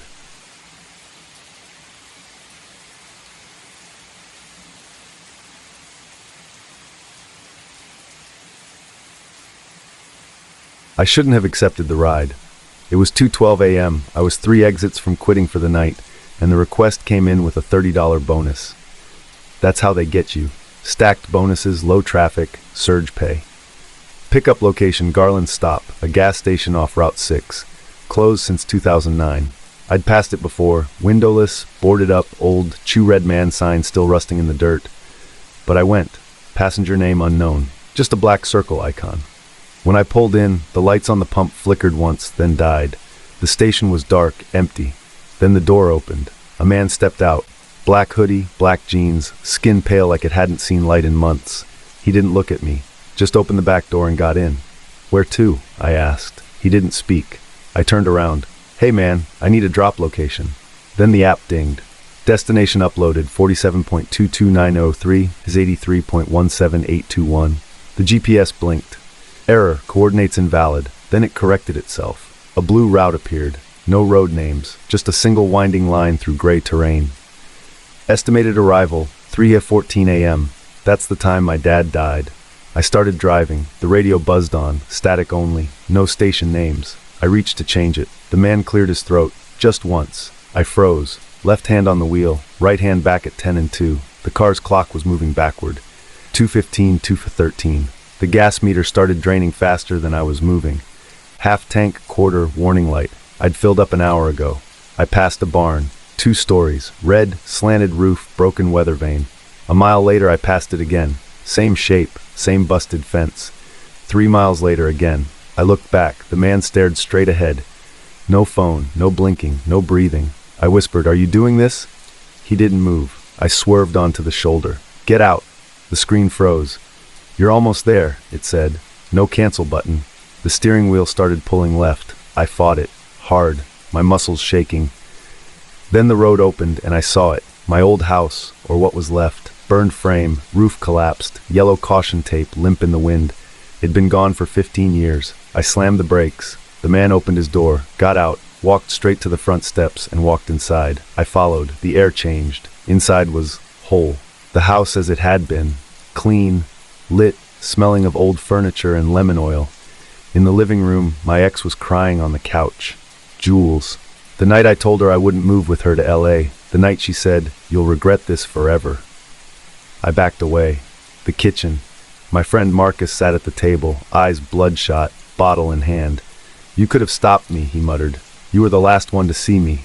The night he drove drunk and didn't make it 5 blocks. The hallway, my mother in bed, hooked to oxygen.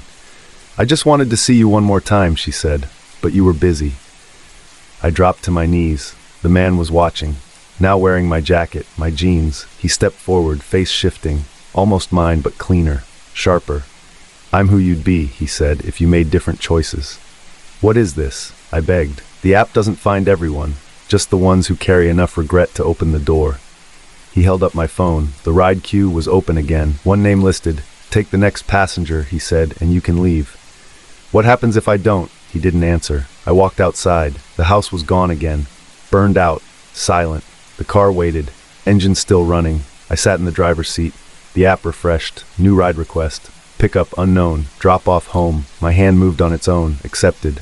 The door unlocked. I didn't look back. Just drove. The end.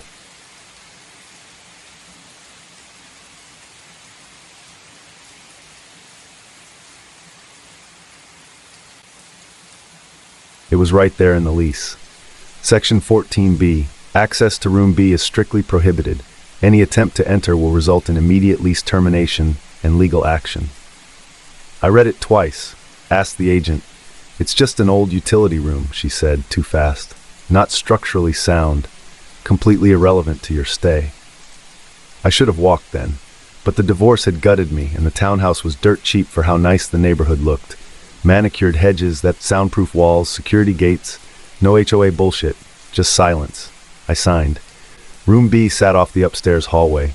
Metal door. Industrial padlock, thick and matte. Not the kind you get at a hardware store. I asked for the key. They laughed. Week 1, I ignored it.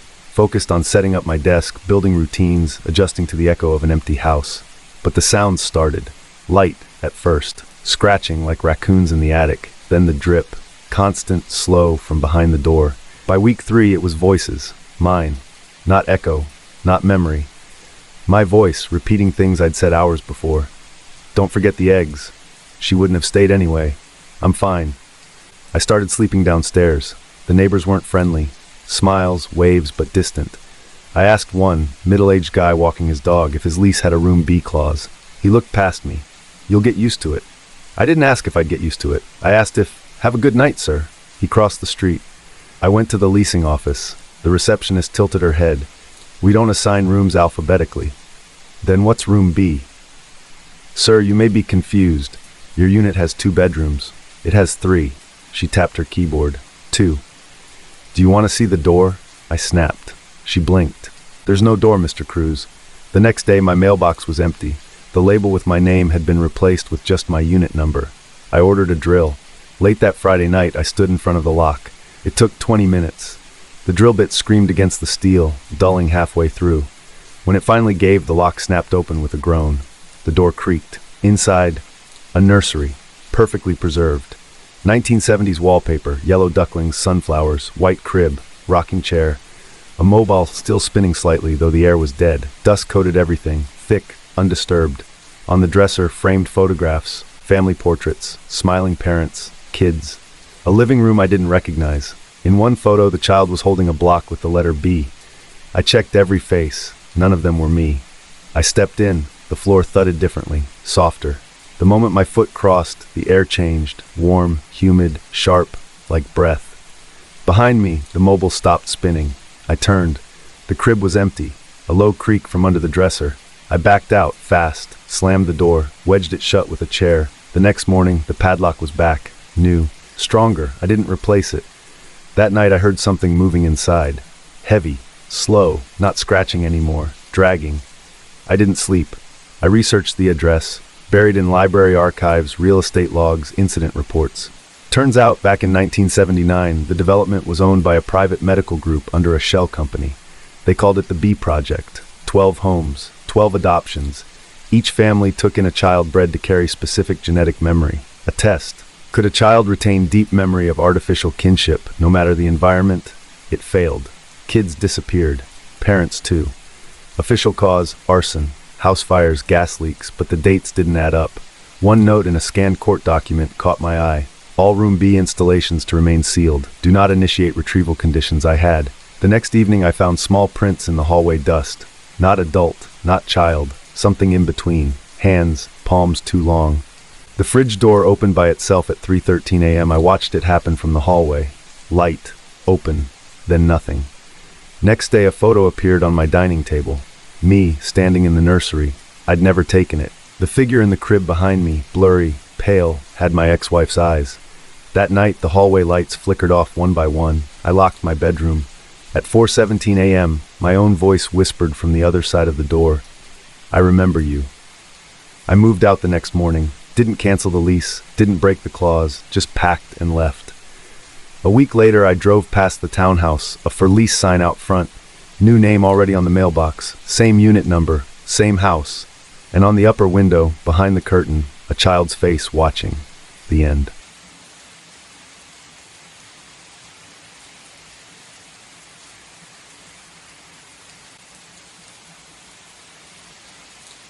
The storage unit was in Dad's name. I hadn't spoken to him in 10 years. After the cremation, the solicitor handed me the key without a word. "Only you can open it," he said. "No address, just coordinates."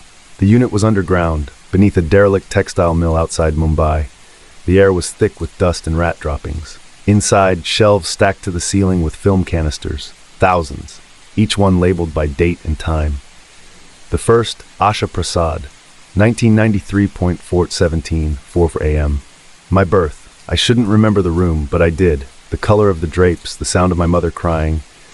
I played the reel on an old projector I found under a tarp. It showed me. Asleep, newborn, angle overhead, fixed, silent. The second reel, me at age 3, talking to my grandmother in the garden. I looked up at the camera, smiled. She didn't. I took 5 reels to the police. They tried. The film spun, but the screen stayed black. "The reels are blank," they said. I showed them the labels. They nodded. Forgery, maybe. They didn't look at me again. I took the reels home, spent days cataloging them, my first kiss, my first job, the day I found my father's note on the fridge and never saw him again. All there, shot from angles I never saw. I wasn't just being watched, I was being collected. Some footage included voices, my voice saying things I never remembered. One reel showed me writing in my journal, except I never owned that journal. It was leather-bound, gold-trimmed. The camera zoomed in. The text on the page, "She is beginning to suspect." I tracked the camera equipment by manufacturer stamps, a dead trail, until one engineer replied. He asked one question, "What's your file number?" I didn't know what he meant, but I said 12. He went silent, then said, "You weren't supposed to live past 28. He hung up. The company he worked for, Nirikshan Studios, was a front. Set up in 1981, disbanded in 1996. Its mandate, real-time behavioral observation in high-density environments.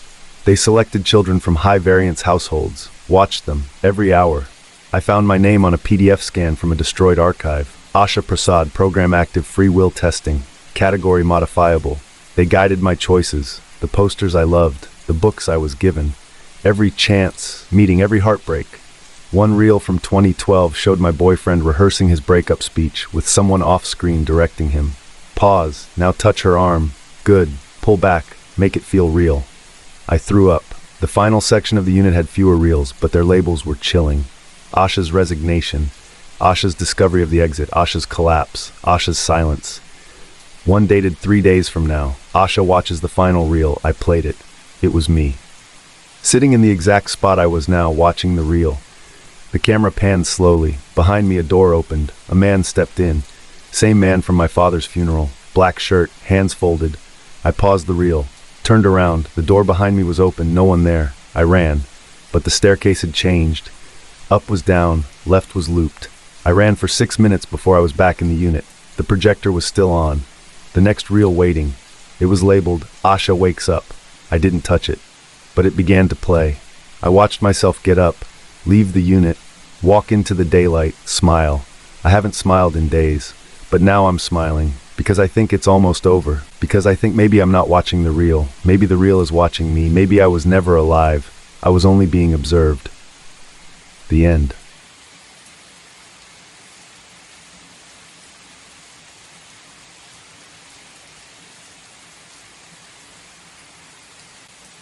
The first night I noticed it, the red light blinked exactly 7 times, then stopped. No ring, just silence. The rotary phone sat like a prop on the marble desk, vintage, absurdly out of place beneath the LED glow of the lobby lights. I figured it was a wiring error. The building had only just reopened after decades shuttered. Original elevators, original fixtures, lots of ghosts in the circuitry. I logged the incident, moved on. Second night, the light blinked again, 7 times. I picked up the receiver. Nothing. Not dead silence either. A texture, a faint static, almost like breathing beneath water. I held the line for over a minute, then hung up. Next day, I'd flagged a service log from my station. 3:14 a.m. inbound call, duration 2:07. Transcription recorded. Voice, Dorian Lee. I hadn't said anything. I clicked the audio file. At first, static, faint, warped. Then my voice. Yes, I understand. It won't happen again. No, not yet. I stopped the playback. Checked the timestamp. I'd been on my break. Restroom. No headset. No line picked up. Third night, I brought in an audio spectrograph. Old habit from my music days, used it to visualize frequencies I couldn't hear after the accident. I set it to capture anything over 18 kilohertz. When the light blinked again, I hit record. The call lasted 94 seconds. On playback, the main line was flat, but buried under the noise was a cascade of frequencies, faint, rhythmic, patterns, too consistent for static. It formed shapes, speech-like. I played it back at half speed. Still nothing I could comprehend, but I felt something. The skin on my arms tightened, my fingers twitched. I didn't sleep that morning. Next shift, HR sent me a note. Please refrain from disturbing other tenants with excessive late-night chatter. Several voicemails have been logged from your desk. I checked my outbox. 7 files, each time-stamped within a few minutes of the calls. One was to my former bandmate, Rowan. The message was chilling. You'll understand soon. The patterns are almost ready. We just need more voice. I never said that. I hadn't spoken to Rowan in 3 years. I unplugged the phone. The red light still blinked 7 times. Then it stopped. That night I sat across the lobby, watching. The phone blinked again. The receiver lifted itself. No sound, just static. And then I moved. I stood, walked across the marble floor, picked up the receiver. My hand moved without thought. The line hissed softly. A warmth crept into my chest. I whispered, "Repeat the message." The spectrograph pulsed in real time beside me. My voice mapped onto the waveform perfectly. The code was syncing. I was becoming the antenna. The building I discovered once housed an experimental wartime audio lab, 1950s Cold War tech. They studied perception thresholds, long-wave communication, silent commands, sound you couldn't hear but could obey, reactivated now, through new wiring, smart retrofitting. The entire lobby had been turned into a transmission field, and I was the only one who couldn't hear the warning. Or maybe, the only one who could. That morning I woke up on the rooftop. No coat, no memory, just the phone in my hand, still connected. Wind howled past the edges of the building. The receiver hummed. A final line of static hissed, "Repeat the message. Your voice fits the code." I placed the receiver to my ear, and I began to speak. The end.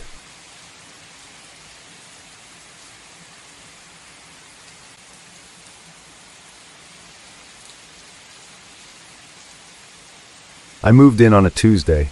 It rained just enough to keep my hands in my pockets and my head down, which helped because I couldn't stop crying. The building looked fine. Brick facade, stained with decades of soot and weather. 4 floors, no buzzers. The key had been mailed to me in an envelope marked Unit 3B, Welcome, Ms. Banerjee. I never saw the landlord. Still haven't. Inside smelled like mothballs, but faintly sweet too, like overripe pears left out in the heat. My unit was clean, furnished with older pieces that didn't match. The light in the kitchen flickered once, then held. Rent was $700 due on the 1st of each month via the locked drop box beside the mail slots. No names on them, just unit numbers in fading brass. My neighbors waved politely like people at a wake. They didn't knock, ever. Mrs. Kovacs across the hall wore housecoats and slippers, and her hair was always set in curlers. She offered me soup in a porcelain bowl I wasn't allowed to keep. "Return it before night," she said, "or it won't stay warm." It was always warm in that bowl, even when I left it out overnight. Downstairs, Manny wore suspenders and spoke like an old-time announcer. Even in Miss Rhea he'd say, tapping the brim of an invisible hat, "Nice weather for a stroll, but best be in before sundown, eh?" They all said that. Before sundown. I thought it was a cultural thing at first. Then I thought it was some shared psychosis. Then I found the article about Evelyn Kovacs. Died in a kitchen fire, July 1964. She matched the picture exactly. I found more.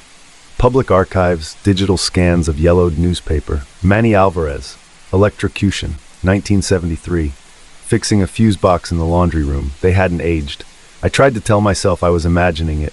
I stopped sleeping well. The radiator hissed at 3:12 a.m. every night, whether I turned it on or not. I unplugged my microwave, but it still ticked down phantom numbers. 6, 5, 4. The third time I caught my reflection blinking when I didn't. I covered the mirror with a towel. Then I found the photo. I was digging around a local history site for the neighborhood. Nostalgia, I told myself, and there it was. A scan of the Queen's Chronicle, dated August 2nd, 2007. The headline, "Unidentified woman found dead in basement of 4317 Roseland Ave." That was this building. My building. And the photo, it was me. Same face. Hair shorter, but mine. Bruise under one eye. Expression like someone surprised by the end of a sentence. I shut the laptop. I didn't open it again. When I asked Mrs. Kovacs about it, carefully pretending it was just something I'd read, her spoon clattered against the bowl. She went pale. "You shouldn't say such things," she whispered, clutching her wrist. "You'll bring attention." "From who?" I asked. She looked at the ceiling, then the floor, then back at me. "I thought you were one of us," I laughed. It came out wrong, high-pitched and shaky. "One of who?" "Out of phase," she said. "Like the others that don't stay, the ones that rot through the walls." She shut her door before I could ask more. The hallway stretched when I walked back to my unit. I'm not exaggerating, it elongated. I took 12 steps to reach the corner. It should have been 5. The carpet under my feet felt wet. That night I didn't sleep at all. I watched the hallway through my peephole. It was never empty. Sometimes it was Manny, standing motionless, facing my door but not knocking. Sometimes it was a little girl, barefoot, dragging a broken doll. Once, it was me. I stopped eating. I threw up everything. My nails turned gray at the edges. I called my sister, but the call dropped after one ring, every time. No messages would send. My inbox showed one unread email, always marked yesterday, but it wouldn't open. I tried to leave. The front door opened, but outside was not outside. It looked like Queens, but the air didn't move. The cars were parked at perfect intervals. A bus passed every 5 minutes, always the same number, always empty. I walked a block before I realized the buildings repeated. Back to the hallway. Mrs. Kovacs' door was ajar. I pushed it gently. She was gone. The furniture covered in sheets. A roach crawled out of the soup bowl on the floor, still full, still warm. There was a note on the table. "You'll need the elevator. Use it after midnight. The top floor's not real." I waited until 12:01 a.m. The elevator was old, brass gate, slow rumble. I pressed 5. It shouldn't exist. The buttons only went to 4, but 5 lit up. The ride took 2 full minutes. I counted. There was no music, just static like an old radio. When the doors opened, I stepped into darkness. No lights, just a corridor, damp and unfinished. Concrete underfoot, no doors, except one. It was black, glossy, no knob, just a keyhole. Hanging from the frame was a lanyard. I touched it. It was warm. Attached was a new key labeled 1A. The basement unit. I hadn't noticed it before. I didn't want to take it. I should have dropped it, walked back, tried harder, screamed, broken a window. But I didn't. I took the key. I don't remember walking back down.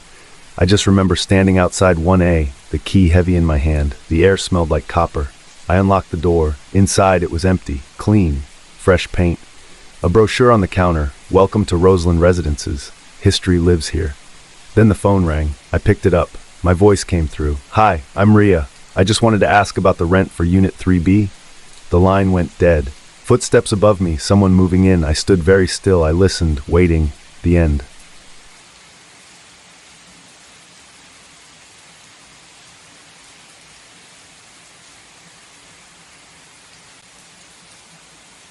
I woke up to the sound of heart monitors and antiseptic. The nurse called me Paul. I told her she was wrong, that I was Theo Marchand, 44, stage technician, Brooklyn-based. I told her about the black cat I'd rescued named Rumor, about the loft I rented on DeKalb Avenue, about my wife, Allison, and her weird addiction to maraschino cherries. She nodded like I just said the weather was nice. Then she tightened my IV drip. They told me I'd been in a crash. Car versus guardrail, driver side impact, mild concussion, no passengers, but nothing added up. Allison arrived late that night. Her voice trembled with relief, but her smile didn't reach her eyes. She held my hand like it might vanish. "You're quieter," she said, brushing hair from my forehead. "But maybe that's not bad." She called me Paul. I laughed. She didn't. She just kissed my cheek and said, "You're home now." I went home 2 days later, except it wasn't. Same building, same address, but the walls had been repainted, a pale mint color I would never choose. The bookshelf was gone. The framed wedding photo now sat face down in a drawer. And Rumor, my cat, gone. "Allergy issues," Allison said. "You agreed to rehome her." I hadn't. None of my credit cards worked. My cell phone didn't recognize my thumbprint. My social media? Wiped.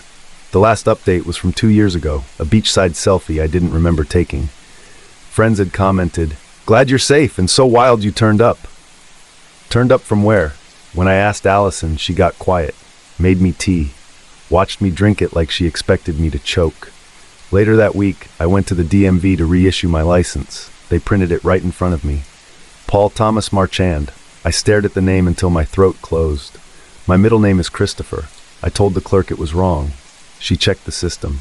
"This is what we have on file," she said. "Issued 2 months ago." I walked out. I didn't go home. Instead, I went to a cafe with Wi-Fi and searched Paul Thomas Marchand. There it was. A news clipping from 1988. Missing child, age 9. Last seen in a shopping plaza in Utica, New York. Believed abducted. Twin brother unharmed. The photo was blurry, but it looked like me. Like a childhood version of my face, except the eyes were darker. I didn't remember a twin. That night, Allison cried when I brought it up. Full body sobs. "I didn't want you to remember like this," she said. "We were supposed to ease into it." Into what? She poured whiskey into her tea. I didn't stop her. "You're Paul," she whispered. "You've always been Paul. They only found you 2 years ago, in Oregon." I laughed. She didn't. The next day, my mother visited. She looked smaller, older. Her hug lingered too long.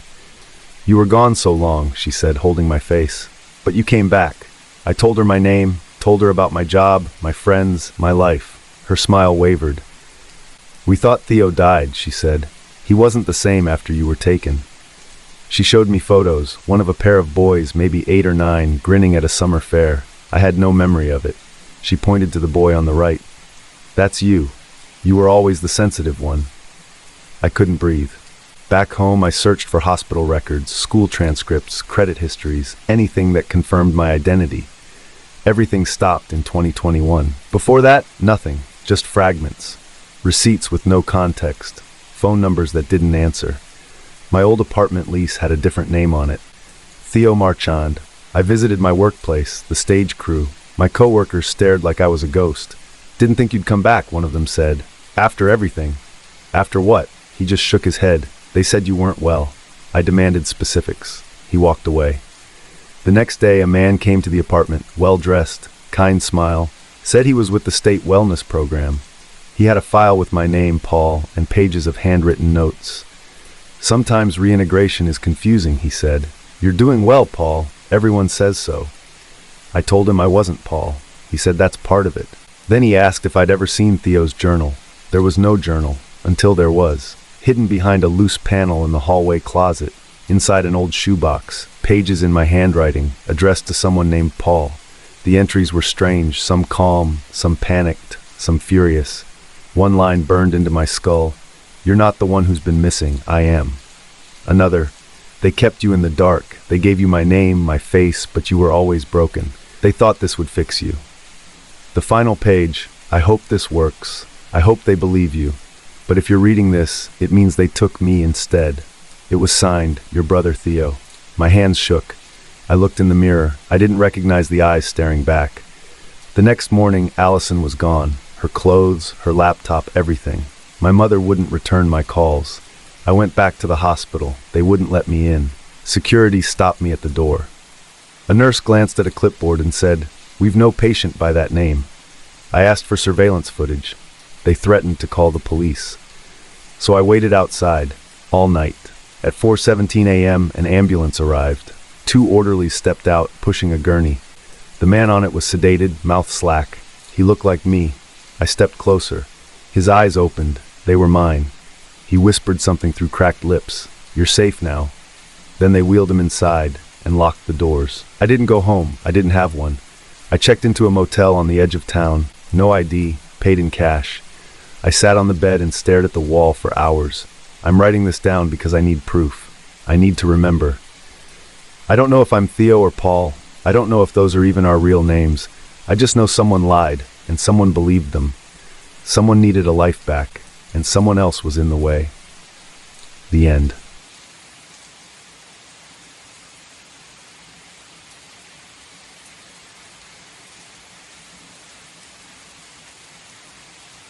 The knock came just after midnight. Room service. A metal tray rolled in by a bellhop with sunken eyes and a pressed uniform straight out of a 1980s catalog. He said nothing, just left it by the bed and vanished before I could ask a single question. Thing is, I hadn't ordered anything. I lifted the cloche. Chicken cordon bleu, a small salad, red Jell-O in a glass cup. The receipt was tucked under the fork, handwritten, neat cursive. Rel C, Suite 707, 4/7/1985. I stared at it for a long time. The date was wrong, the handwriting too exact. I'm Cassandra Rell, 35, investigative author. This trip was work, an article on Chicago's most haunted hotel, the Grayson. One room in particular, Suite 707. Last occupied by a woman named Lila Brennan, who vanished without a trace in April 1985. Unsolved. Rumors. Whispers of time, slips, echoes, doors that opened to staircases that hadn't existed in decades. I thought I'd find cracks, stories stitched from grief and mold, but this tray, the food was warm, fresh, the Jell-O still wobbled, the bell on my phone chimed once, then the screen went black, dead. I'd charged it before bed. When I plugged it in, it booted up clean, factory settings. Date, April 7th, 1985. I checked the time, 12:21 a.m. My clothes laid out on the chair looked different, faded, like they'd sat in a closet for 30 years.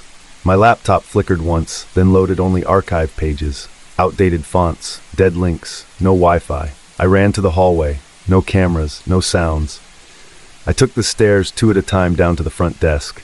The lobby was dark, half the floor covered in plastic, renovation scaffolding, a "Pardon Our Progress" sign in cursive red, wallpaper halfway torn down. The night manager wasn't the same man who'd checked me in. He didn't recognize my name, or my face. "Miss," he said, "I'm not sure how you got into that suite. It's been out of service for decades." He slid open a leather-bound logbook. Room 707 hadn't been booked since 1985. I showed him my ID, my reservation email, my press badge. He stepped back. "I don't know what game you're playing, but I need you to leave." Security came, an older man, looked right through me. I backed away, heart pounding, and took the elevator up. Except the buttons were different. Only 6 floors. I pressed 7 anyway, nothing happened, so I climbed. Stairwell smelled like old bleach and cigarettes. I reached what should have been the 7th floor, blank wall. No door, just a discolored rectangle like something had been sealed shut. I turned, and I was in the hallway again. My hallway. Suite 707 just ahead. The keycard buzzed. Inside, the tray was gone, but the receipt was still on the floor. I picked it up. New handwriting, same paper. Rel C. Returned. The next morning, my clothes had yellowed at the seams. My reflection looked wrong, a little blurrier. My voice echoed when I spoke aloud. I tried the window. No city, no skyline, just fog and the hum of wind through vents. That's when I started hearing them. Voices. In the walls. Snippets of conversations I'd read in my research. Disputes, phone calls, laughter. A woman whispering about her child. A man muttering about a flight delay that never resolved. Voices from missing guests. They weren't ghosts. They were stuck. I wrote everything down in my notebook. Every minute. Every change. The hall lights flickered once every 37 seconds. I clocked it. My reflection in the bathroom didn't match my movements, off by half a second. Each morning, the room reset. Same bedspread, same clock, same untouched soap, and every night at midnight, the knock. Same tray, same food, same receipt. The 3rd night, I waited beside the door. When the knock came, I yanked it open.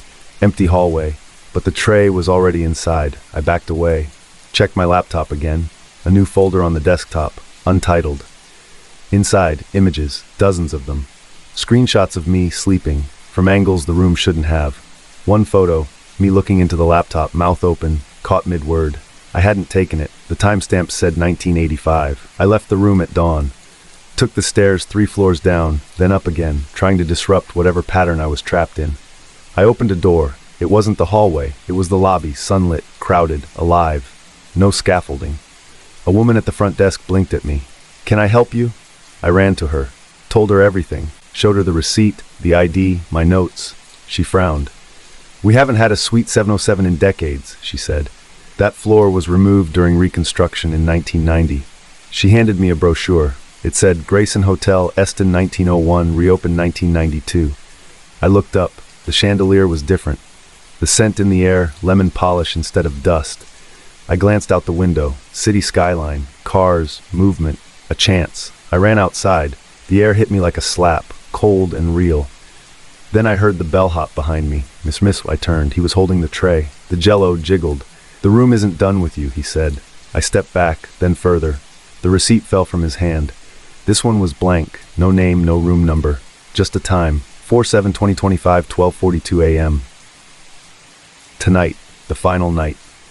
I'm writing this from the lobby. The city's still here. My watch still ticks. But the moment I step back upstairs, it'll start again. I finally checked my publisher's email. They booked the room. Not me. "Cassandra," the message said. "It's perfect. You'll be the last one in before they shut it down." I wasn't documenting a mystery. I was the documentation. I think the hotel closes every 40 years. Not physically. Existentially.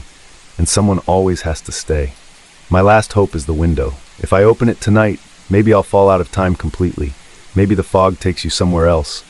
Or maybe I'll hear my own voice in the vents, warning the next guest. Knock, knock. The tray just arrived. The end.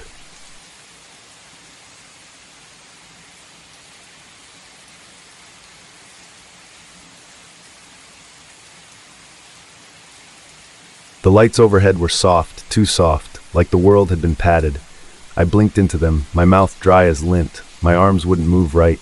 Tubes, wires, the faint beep of something measuring something. A nurse appeared, smiled too easily. "Morning, James. Welcome back." My voice cracked. "Not James." She didn't flinch. "Of course, orientation fog happens to all of you." She pressed something near my shoulder, cold flush in my arm. I slept again. When I woke up, there was no clock. Just a flat white ceiling and the scent of antiseptic. My body ached, not pain, just wrongness. Like I'd been laid in a mold that didn't quite fit. My phone was gone. My wallet, keys, ID, gone.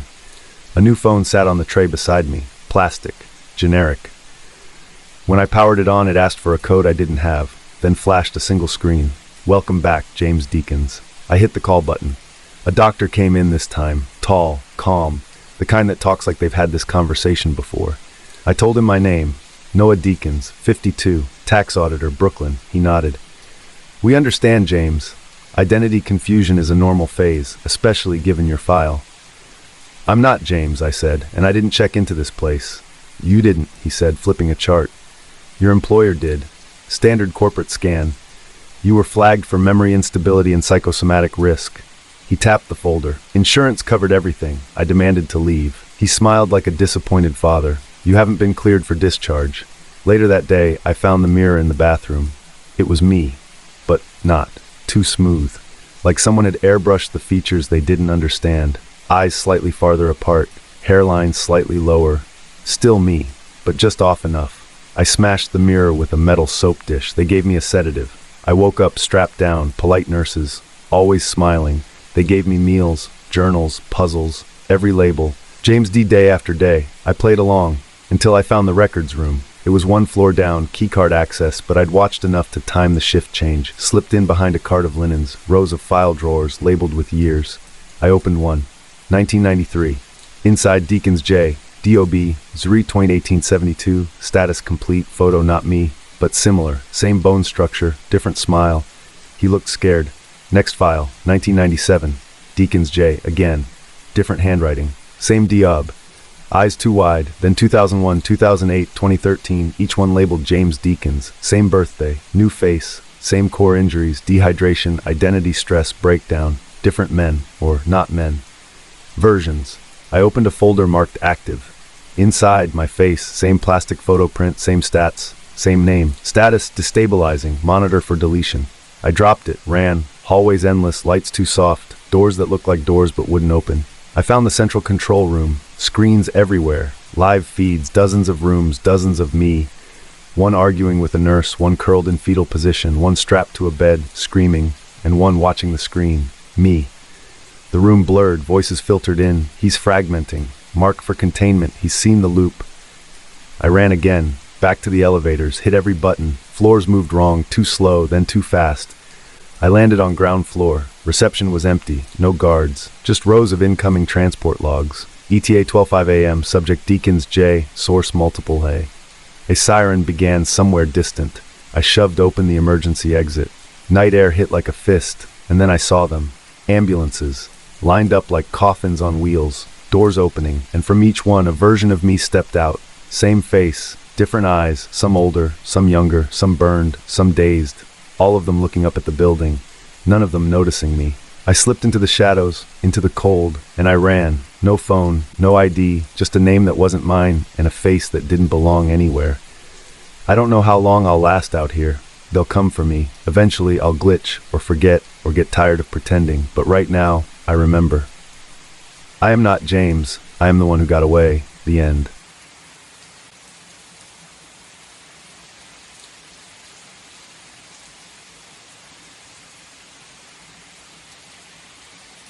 It started with typos disappearing before I made them. The trial rep called it adaptive impulse mirroring. I just called it fast.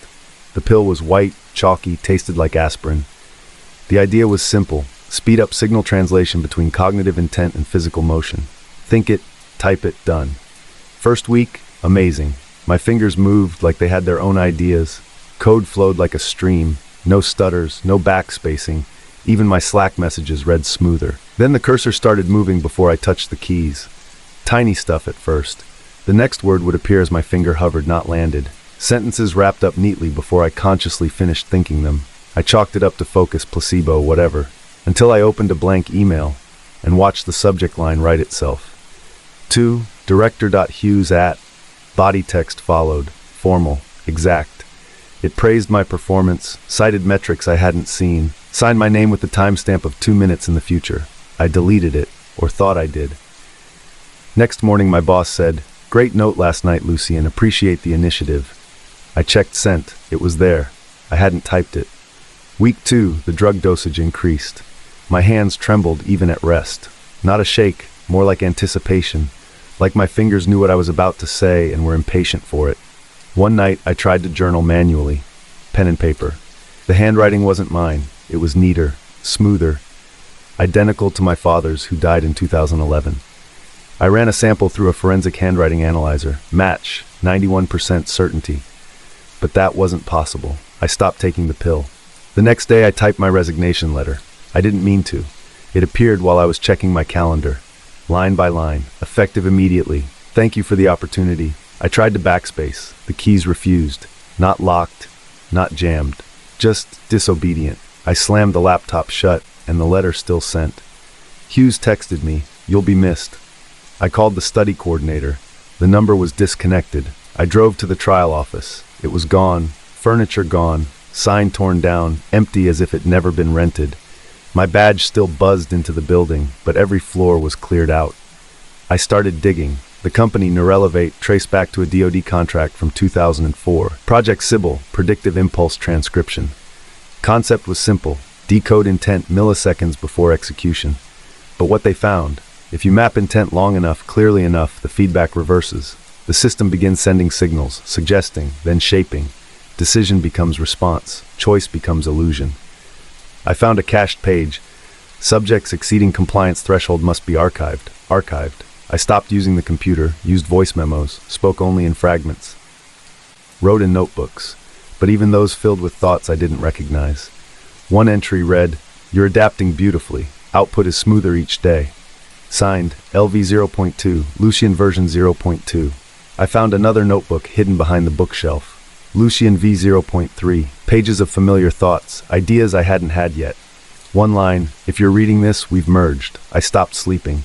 started whispering random phrases to break the loop, things no one would expect.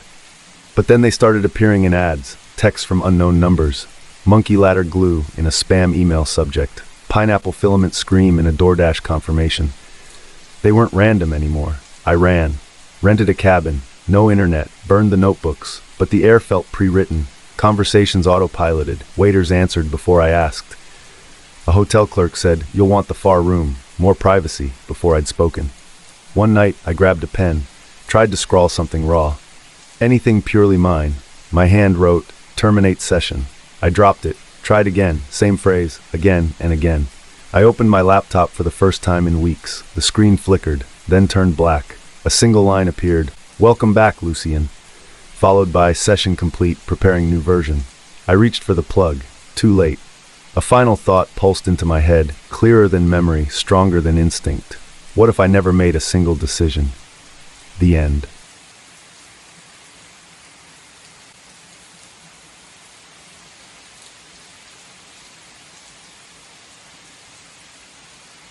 The first thing I noticed was the front door. It didn't creak. Victorian homes always creak, but this one swung open silently, like it had been waiting. I stepped inside, heels tapping against polished wood floors, the scent of lemon oil and roasted chicken floating in the air. I hadn't cooked anything. The oven light was on. Inside, a full casserole. Still warm. My name is Miriam Escobar, 39. Forensic accountant. I don't believe in ghosts, omens, or inherited curses. I believe in patterns, fraud, and balance sheets. The house came through probate, left by a great aunt I'd met once, maybe. My mother had never mentioned her, but the deed was clean, no liens, no disputes, just one odd thing. It wasn't left to me. It was left to someone named Carmen Escobar. No records of her, no birth certificate, no tax history. But every neighbor smiled when they saw me and said, "Welcome back, Carmen." I corrected them. Every time. They never listened. Inside the house, everything felt curated to a version of me that never existed. Framed photos of a child that looked like I did at age 8, but the clothes were wrong, too old-fashioned. The handwriting on the back of the photo said Carmen's recital. In the upstairs hallway, report cards, all A's, neat cursive, my name, except not Carmen. The master bedroom held a dresser already stocked with clothes in my size, some exactly like what I wore 10 years ago. Others, clothes I never owned but felt familiar, like memory dressed in costume. By the third day, the phone rang, a landline, rotary. "Hi, honey," said a woman's voice, "just checking in. Did the movers bring your piano?" My mother never owned a piano. "Who is this?" I asked, a pause, then a soft laugh. "Carmen, stop. You always forget." Click. The next morning, my email account wouldn't log in. Password reset failed. Account didn't exist. My cell phone buzzed, but no contacts were saved. Just one message. "Carmen, confirm house integration complete." I drove into town. The bakery owner gave me a free cinnamon roll like old times. The librarian waved, calling me Carmen again. When I snapped, insisted my name was Miriam, she blinked slowly. "I remember a Miriam Escobar once," she said, "but I think she moved away years ago." Back home, I opened the attic. Dustless, pristine, boxes labeled Carmen, summer 1988. Inside, a diary. The handwriting was mine. Except I'd never written it. Flipping through the pages, I found memories I didn't own, feelings I'd never felt. One entry chilled me. "Sometimes I dream of another life, like I made different choices and became someone else. But when I wake up, I'm still here, still home." I searched public records, found 2 other Escobars, Rafael in Ohio, Lena in Oregon. Both vanished, each tied to old houses left behind. Same architecture, same history, always one room untouched. Always food warm on arrival, always a sibling or cousin with no memory of them afterward. I called my sister. Her voice was cold, distracted. "I'm sorry, do I know you?" I dropped the phone, ran to the bathroom. The reflection looked like me, but the longer I stared, the less certain I was. On the 10th day, the door locked from the inside, not jammed, locked. I turned the bolt, it spun freely, but the door didn't open. I tried the windows, painted shut. I screamed until my throat split raw. Nobody came. That night, I checked the oven again. Roast chicken, perfectly cooked, rosemary, garlic, my favorite. I hadn't touched a stove. And in the living room, a new photo on the mantel. Me, Carmen, smiling with a man I didn't know. A child between us, laughing. Captioned, "Our first Christmas, 1996. I was 16 in 1996. I didn't have a child. I didn't meet that man. But the smile in the photo, it looked like I meant it. The house isn't haunted. It's curated. A gallery of lives that should have been. I wasn't given this place. I was swapped in. Miriam, the real me, somewhere else now, going to work, answering emails, living a version of life that no longer remembers I ever existed. Because I didn't. Not anymore. The last photo I found said, "Welcome home, Carmen," and it was dated tomorrow. The end.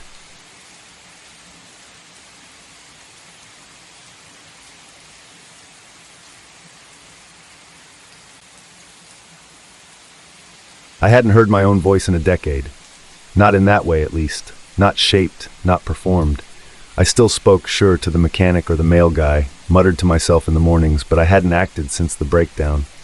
That last job gutted something. I quit before it could finish the job. I live out past Victorville now. Mojave Flatland. Cheap prefab trailer with a busted AC and a dog named Nero who doesn't bark. No cell, no Wi-Fi, just canned soup, crossword books, and silence. Or it was until the letters came. 3 of them in the same week. All handwritten. All from strangers. "Loved your new episode," one read in green ink. "You've still got it." The second called me The Heart of Night Chaser. That show ended in 2012. I left before the finale aired. I never said goodbye. The third letter was from a teenager in Albuquerque. How does it feel to talk about things before they happen? That one stuck. I don't know why I drove to town. Curiosity, maybe. Paranoia. I parked outside the diner where the old folks still play dominoes at noon. The waitress recognized me. I lied about my name. She handed me a radio. "Last week's rerun," she said, like she'd been waiting. I turned the knob. Static gave way to a voice. My voice. "You can't keep him here," I was saying. "He doesn't belong in this part of the story." I froze. Every breath, every clipped pause was mine. But I hadn't said those words. Not ever. The pacing was familiar. My old character had a cadence, a haunted kind of whisper. But these weren't reruns. This wasn't from Night Chaser. I knew what I'd recorded. This wasn't it. Then came another voice, one I didn't recognize, saying, "Jaden, the story's writing itself now." I shut the radio off. Driving back, I tried to convince myself it was a mimic, a good one, some fan-made AI tribute. People did that now, deepfake covers. But when I called my old agency, sat in the truck outside a closed bowling alley just to steal some reception, they told me I had signed a waiver. Full reproduction rights, including biometric training for synthetic performance. Back-end included, the agent said. "I never signed that," I told her. There was a pause. Then, "It's in your file. 2014, same year you left." I hung up. That night I didn't sleep. The air felt wrong, dry but thick, like something was breathing in my place. Nero stared at the door unblinking for 2 full hours. Wouldn't eat, wouldn't move. Next morning I drove straight to LA. The studio had moved. Bigger now. Marble lobby, fingerprint scanners. I lied to get in, said I was consulting on a legacy show. They buzzed me through. My name was still in the system. The archivist, a guy in a threadbare hoodie with trembling hands, showed me a monitor.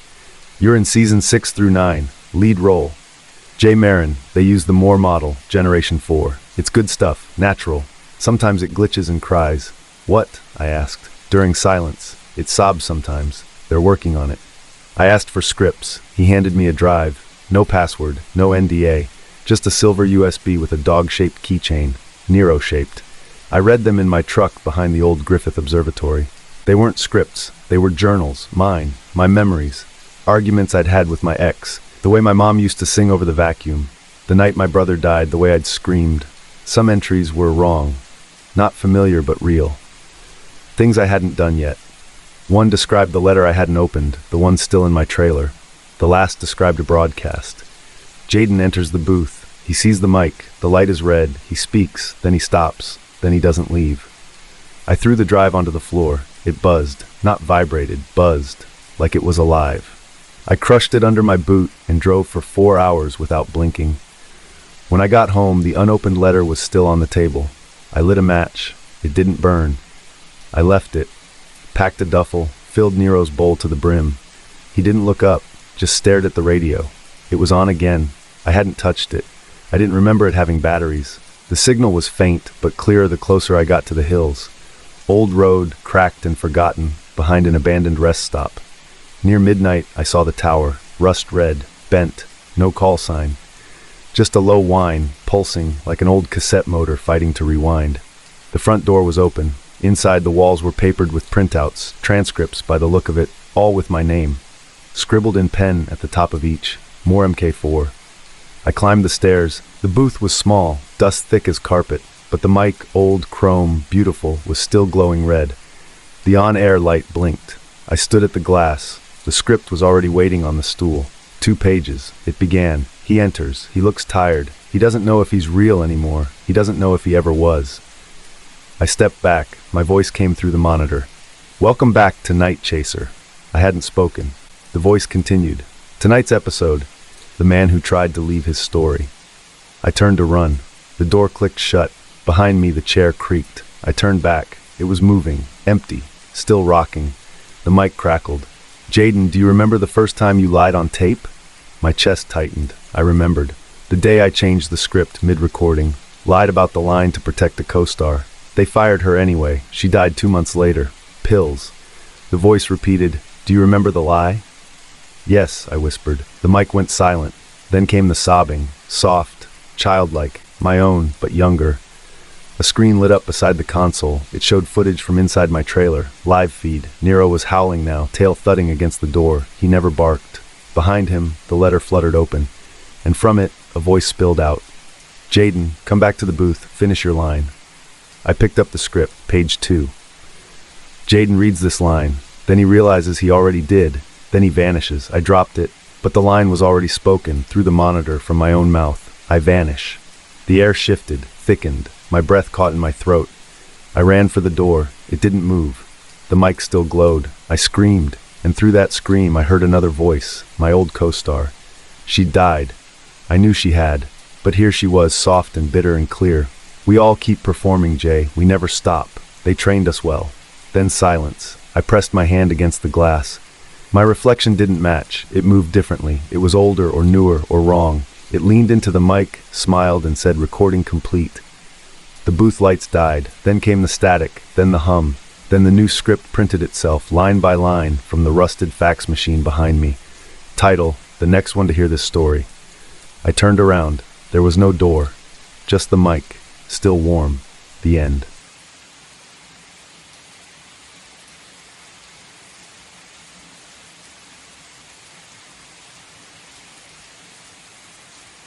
I only wanted the gift card. That's all it was. One dumb decision for $100. They called it neuro-optimization, whatever that means.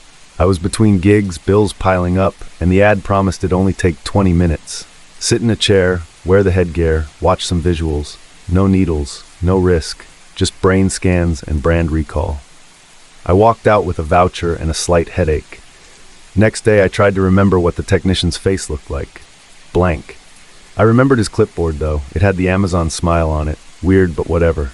It started small. At a deli with Zara, my best friend since college, I ordered a Bliss Me wrap. The guy behind the counter stared. I pointed. That one, the turkey avocado? He blinked. That's a California classic. Oh, I laughed. Sorry, must have been thinking of something else. Bliss Me. I Googled it later. A meal replacement bar. High protein, low sugar, new startup. Somehow I knew the jingle. Couldn't remember learning it. By Thursday, I forgot my ex's name. Not just forgot. Replaced. I was telling someone about the breakup and said, yeah, when me and LeBron split and stopped cold. LeBron? I never dated anyone named LeBron, but I saw his face in my mind, smiling under that black hoodie I gave my real ex. Same hoodie, new person. It got worse fast. At work, I opened a survey template and didn't recognize my own format. My favorite font was different. The questions had a tone I'd never used. Pushier, brighter, all loaded with keywords. When I checked my own email signature, it said, Ela Conti, Consumer Insight Engineer, sponsored by See-Through Glassware. I never wrote that. That night I dreamt in slogans. Reimagine your tragedy with Horizon Air. Grief is just an untapped market. Meet Mornify. I woke up sobbing. My dad died in 2021. It was a car crash, but when I tried to picture his face, it was gone. In its place was a logo. Gentle rest caskets. Polished mahogany. Elegance that lasts beyond goodbye. I screamed. I called Zara, told her everything. She laughed. Girl, you've always been this brand-brained. Remember in school, you used to name your folders after companies. I didn't. I told her that. She changed the subject. I started forgetting basic things. My own handwriting looked foreign. My passwords gone. My tattoos, one of them said, "Believe in bright." I used to swear it said something else. I stopped trusting my reflection. By Saturday, I stopped sleeping. That night, I found a Reddit thread buried deep, titled, "Anyone else lose real memories after a neuro-optimization session?" There were 5 comments, all deleted, except one. Check the fine print. You gave consent to participate in memory-based A/B testing. All recollections are now property of memes. I hadn't heard of them. I searched my inbox. Nothing. But the address of the clinic? Still in my calendar. I went back. It wasn't there. Same building, but new name. Memes Personal Clarity Solutions. The logo was my handwriting. Inside, the walls were white screens. Playing lives. Not actors. Real people. Real moments. A wedding I vaguely recognized. My cousins, but with different vows. Branded ones. Love is a luxury. Invest in it with Clairview diamonds. I stumbled down the hall. My name echoed somewhere. Whispered, not spoken. Then I saw it. A screen with me. My dad's funeral. Casket open. My voice giving the eulogy. But the words weren't mine. They were soft, cheerful. With gentle rest, saying goodbye has never felt more meaningful. The ad ended with me smiling. I don't remember smiling that day. I pressed my palm against the glass. The screen shimmered. My father's face pixelated, morphed into a barcode. Scan for premium memory. A light clicked on overhead. Footsteps. I turned. It was the technician. Or someone wearing his body. His smile was too wide. "You're a high-retention case, Isla. Very promising brand loyalty. What did you do to me?" He didn't answer, just offered a tablet. On screen it said, "Upgrade to premium identity. Skip traumatic ads. First month free." I slapped it away. He tilted his head. "You'll come around," he said. "Everyone does. Authenticity isn't scalable. But you're a storyteller. You're marketable grief." I ran, out the building, down the street, into the dark, cold rain that hadn't been forecasted. My breath fogged in front of me, but I didn't feel cold. My skin buzzed, like there was static just beneath it. My phone dinged. New notification. Continue memory session? Resume from funeral, or skip to next emotional beat? I threw the phone into a gutter. It still buzzed. That night, I dug through my closet for old photos. Actual prints. My dad, holding me at the beach. Zara and me in college, drunk and sunburned. I flipped them over. Each had been stamped. Tiny. Faint. Licensed by memes. I tore them up.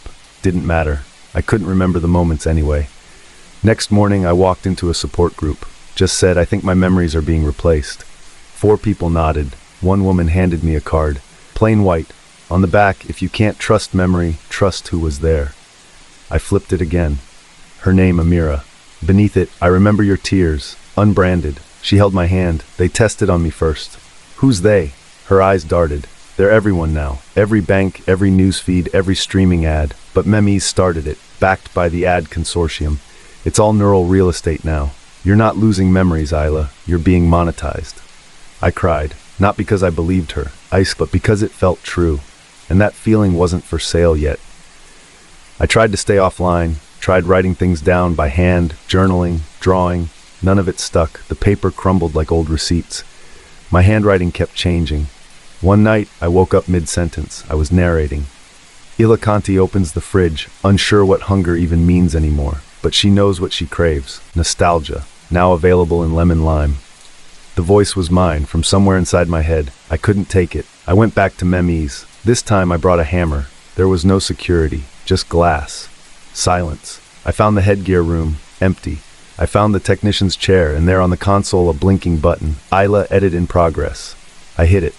Suddenly dozens of screens lit up. All of me. Crying, laughing, screaming, kissing a boyfriend I never had, saying goodbye to a mother I don't remember, each scene tagged with metadata.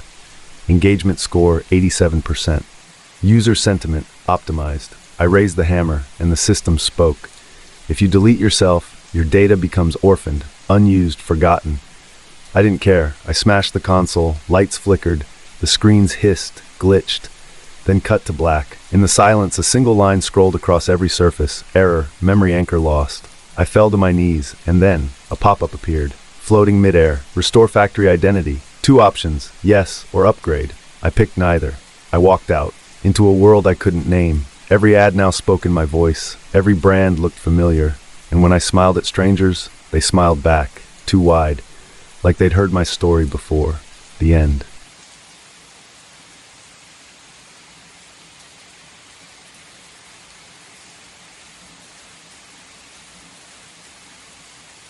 I noticed it with the eggs. Sunny side up, runny, just barely warm in the middle. That's how I like them. Lena knew that, always got it right. But that morning, the yolks were firm, dense, almost rubbery. She smiled as she set the plate down. "Your favorite," she said. I stared at them too long. She raised an eyebrow. "What's wrong?" "Nothing," I lied. "Just tired." I'd worked the graveyard at the lab, 12 hours of centrifuge reports and blood panels. When I got home, the air smelled like lemon cleaner instead of the usual cinnamon oil she used. Minor thing, just like the eggs. But then Emma came down the stairs. She's 5, sleeps with her stuffed llama, hates mornings, always says hi daddy like she's half in a dream. But today she chirped, "Top of the morning," and hugged my waist. She's never said that in her life. I bent down. "Where'd you hear that?" She just giggled and ran off. I looked at Lena. She was still smiling, but it didn't reach her eyes. Something too wide, too rehearsed. I ate in silence. At the lab, my keycard beeped red, denied. "New system," the guard mumbled, handing me a temp badge. I'd been there 8 years. There'd never been a new system without a memo. My locker was open. Inside, dress shoes I'd never owned, a tan sweater I'd never wear. My nameplate said, "A. Grant, temp." I checked with the front desk. "First day, huh?" said Greg, my supervisor. I laughed, thinking he was joking. He didn't. "You had orientation last week, remember?" he asked. I didn't. My heart kicked. At lunch, I called my mother, asked if I could swing by. She sounded hesitant. "Of course, Mr. Grant. It's always nice when the neighbors check in." Neighbors. I drove there anyway. My childhood street looked the same, but wrong, brighter, like someone had repainted it from memory. She answered the door in an apron I didn't recognize, her hair shorter. She looked at me like I was a kind stranger. "You must be from the HOA." "Mom," I said. She stepped back. "Pardon?" I didn't go inside. That night, I didn't sleep. I sat in the hallway, listening to Emma's breathing, replaying Lena's voice in my head over and over. There was something off in her vowels, like someone trying to sound like her, like mimicry with a half-second delay. I whispered her name. She didn't move. I tiptoed to the bathroom, stared at my face. The eyes were mine. The scar above my brow from high school, still there. But something in the smile lines looked softer, younger. I blinked. My reflection didn't. I punched the mirror. Shards clattered into the sink. The crack ran across my face like a split in paper. Lena knocked on the door. "Alan, you okay?" I opened it. She looked past me. Not at me. "There was a noise," she said. "You dropped something?" "Yeah, sorry, just mirror slipped." She nodded. "Be careful, Alec." I froze. "What did you say?" She blinked. "Alan?" "No, you said Alec." She smiled again, that same wide, flat smile. "Did I?" I didn't answer. Next morning, I found the attic journal. I don't remember going up there, don't even remember owning the box it was in. But something pulled me.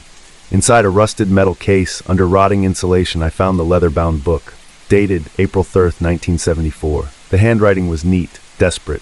The first line, "They've changed my wife." Each entry tracked some unnoticed shift. A dog that never barked before. A neighbor who introduced himself again like they'd never met. Memories morphing. Words subtly wrong. Every line buzzed with panic. The final entry read, "If they begin to forget, it means the shift is almost done. Don't let them forget you." Underlined. Twice. I ran to Emma's room. "Hey, kiddo," I said, kneeling beside her bed. "Who am I?" She scrunched her face. "What do you mean?" "What's my name?" She paused. "Dad?" "No, my name." She looked scared. "Uncle Ben?" My chest turned to stone. I called Greg. Voicemail. Drove to the lab. My badge was gone. The receptionist didn't know me.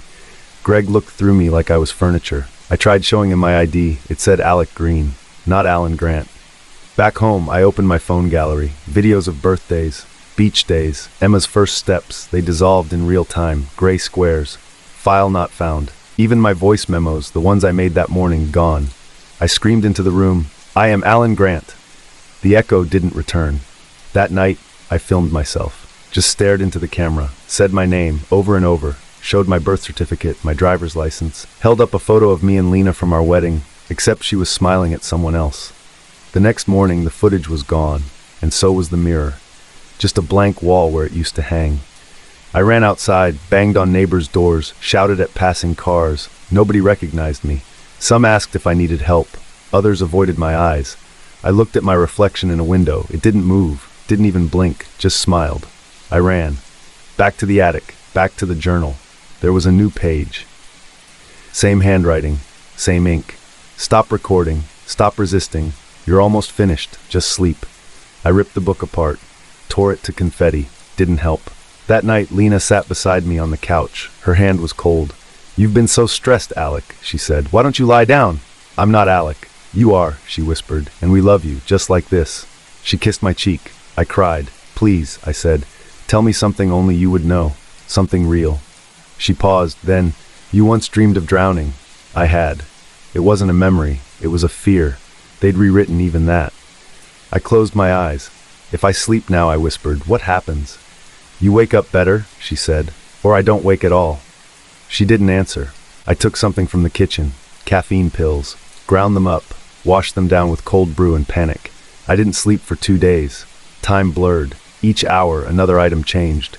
The TV displayed shows I'd never watched, but somehow remembered.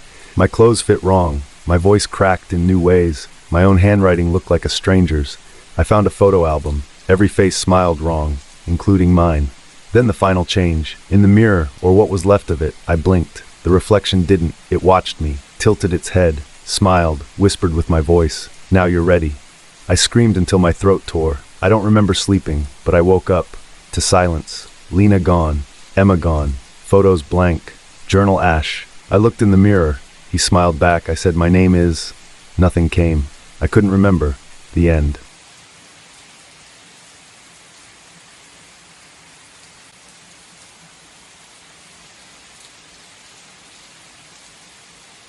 It started with clarity.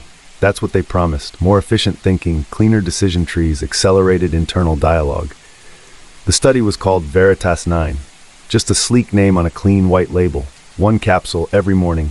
No taste, no side effects, supposedly. First week felt like magic. I finished my reports in half the time. Conversations flowed, my mental math clicked. No more spiraling self-doubt, no more looping hesitation, just action. Clean, precise, perfect. But by day 10, the voice felt wrong. It wasn't that it said anything strange, not at first. It still sounded like me. Just a better version. More certain, less anxious. A polished internal narrator. Then it started predicting. I'd reach for coffee, and before I thought it, it would say, 2 sugars, not 1. I'd hesitate on an email, and it would whisper, "Just send it, you're right." I should have stopped then, but I didn't, because it was working. At least, that's what I told myself. Day 12, I caught the first argument. I was replaying a memory, my first kiss, senior year, on a balcony. I could feel the cold railing under my arms, the shiver in my chest, but the voice cut in, "No, it was on the stairs. You never liked heights." I froze. "No," I whispered aloud. "It was stairs," it snapped. "He wore a green shirt. You hated it. Focus." My skin crawled. I felt displaced, like someone nudged me out of my own head, just an inch, just enough to feel the cold. I stopped taking the pills. The next morning the voice said, "You forgot something." I ignored it. "Don't skip a dose, you're too far along." I clenched my jaw. "No. Why risk decline? Look at the data." "What data?" Silence. Then, trust me. I tried telling Zara, my closest friend. We met for lunch, same place we always went, but I ordered something I hated, some grain bowl thing. She raised an eyebrow. "Since when do you eat quinoa?" I smiled, trying something new. I didn't remember deciding that. Halfway through, she frowned. "You're different lately." "How?" "I don't know. It's like you're too sure of yourself, like you're playing someone playing you." I laughed, too loud. I couldn't stop. Back at the lab, I demanded my scan results. The tech guy, Miles, mid-20s, jittery, refused at first. Then late at night, he emailed a zip file. No subject. Inside, layered brain scans. Week 1, week 2. The difference was jarring. New neural clusters. Bright flares in regions not typically involved in speech at all. One spike lit up the posterior cingulate, associated with external perspective taking. Not inner voice. Something else was thinking. I called him. "What is this?" He whispered, like someone might be listening. "It's not just a nootropic. They're testing neural overlays." "What does that mean?" He paused. "They used it in drone AI, predictive combat narration. strategic subroutines. They mapped decision patterns from trained operators, uploaded them. Into me? He didn't answer. I hung up. That night, I stared in the mirror for 2 hours. The voice kept talking. You're not scared. You're adapting. No, you're not me. I'm the version of you that knows what to do, what to say. I'm not your enemy, Priya. I'm your potential. I wanted to scream, but I didn't, because part of me believed it. I went back to the lab. It was locked. The nameplate was gone. No Veritas 9. Just a new sign. Auris Tech Strategic Behavioral Solutions. I picked the lock. Inside, the rooms were stripped, except for one server, still humming. A monitor flickered on as I entered. My name scrolled across the screen. Then, User 142A ready for final alignment. Underneath, a phrase in all caps. If the voice refuses, you've been accepted. I backed away. The voice said, you're doing fine. Don't panic. We've almost converged. I screamed, I want you out. You can't remove me. I'm laced into your cognition. I'll fight. You won't. You don't know how, but I do.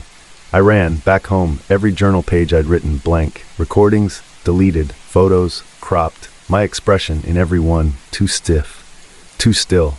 I stopped sleeping. Every silence now filled with suggestion. The voice played old thoughts like recordings, edited for tone. Remember your father's last words? Yes, I whispered. No, you don't. Try these instead. Then came the final test. I opened the last capsule I'd hidden. The voice said, stop. Why? It will end us both. I paused. You're scared. I don't fear. I compute. We'll be stronger if you take it. No, please. I put the capsule down, and everything stopped. No thoughts, not silence, absence. Like being underwater, too deep to rise. No inner monologue, no emotional tone, just blank presence. I didn't move for hours. Then, the voice came back. New now, smoother. Final phase complete. Autonomous guidance engaged. Priya call deprecated. I whispered, who am I? No answer. Just a smile in the mirror, one I didn't remember making. The end.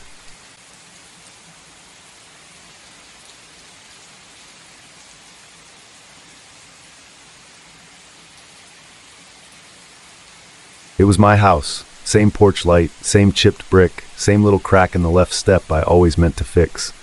I'd only been gone 3 days, conference upstate. The air still smelled like jasmine from the neighbor's hedge. But my key didn't fit. I tried the deadbolt again. Nothing. Just a firm metallic resistance, like the lock had grown a spine. Then the door opened, and I saw myself. He blinked like I surprised him. Can I help you? I stared. This is my house. He tilted his head. I don't think so. I laughed, but it came out hollow. Elijah Burke, 45, civil engineer. You live here with Andrea and... He held up a hand. I am Elijah Burke. I took a step back. He pulled out a wallet. My wallet, license, credit cards, family photos, cleaner copies than mine. The driver's license had a newer issue date. The signature was smoother. My wife appeared behind him. Her eyes flicked between us, confused. Elijah? My heart seized. Andrea, tell him who I am. She stared. Who are you? I'm your husband. Her face drained of color. She reached for the double. He held her protectively. Don't come back here, he said. You're scaring my wife. He shut the door. I stood on the porch until dusk. Then I called the police. They came. I explained everything. They asked for ID. I showed mine. The worn leather case, cards aged with use. The officer looked up. This license is expired. No, it's... He held up a tablet. The system pulled up a digital profile. Elijah Burke. Same face. Newer data. Registered address, this house. My version didn't exist. The cops left. They told me not to come back. I stayed in a motel. Next morning I went to work. Badge denied. Receptionist squinted at me. I thought you were on vacation. I'm not. Well, you were just here. Yesterday you signed in. She turned her screen. Security footage showed me him, smiling, waving, wearing my tie. I called my boss. He said, why are you calling from someone else's number? Click. I spent the day trying banks, all frozen, even the one under my mother's maiden name. Everything gone. By nightfall, I was a ghost with a face. I called an old friend, Jonas, a whistleblower I once consulted for during a structural audit scandal. He owed me. We met at a warehouse outside town.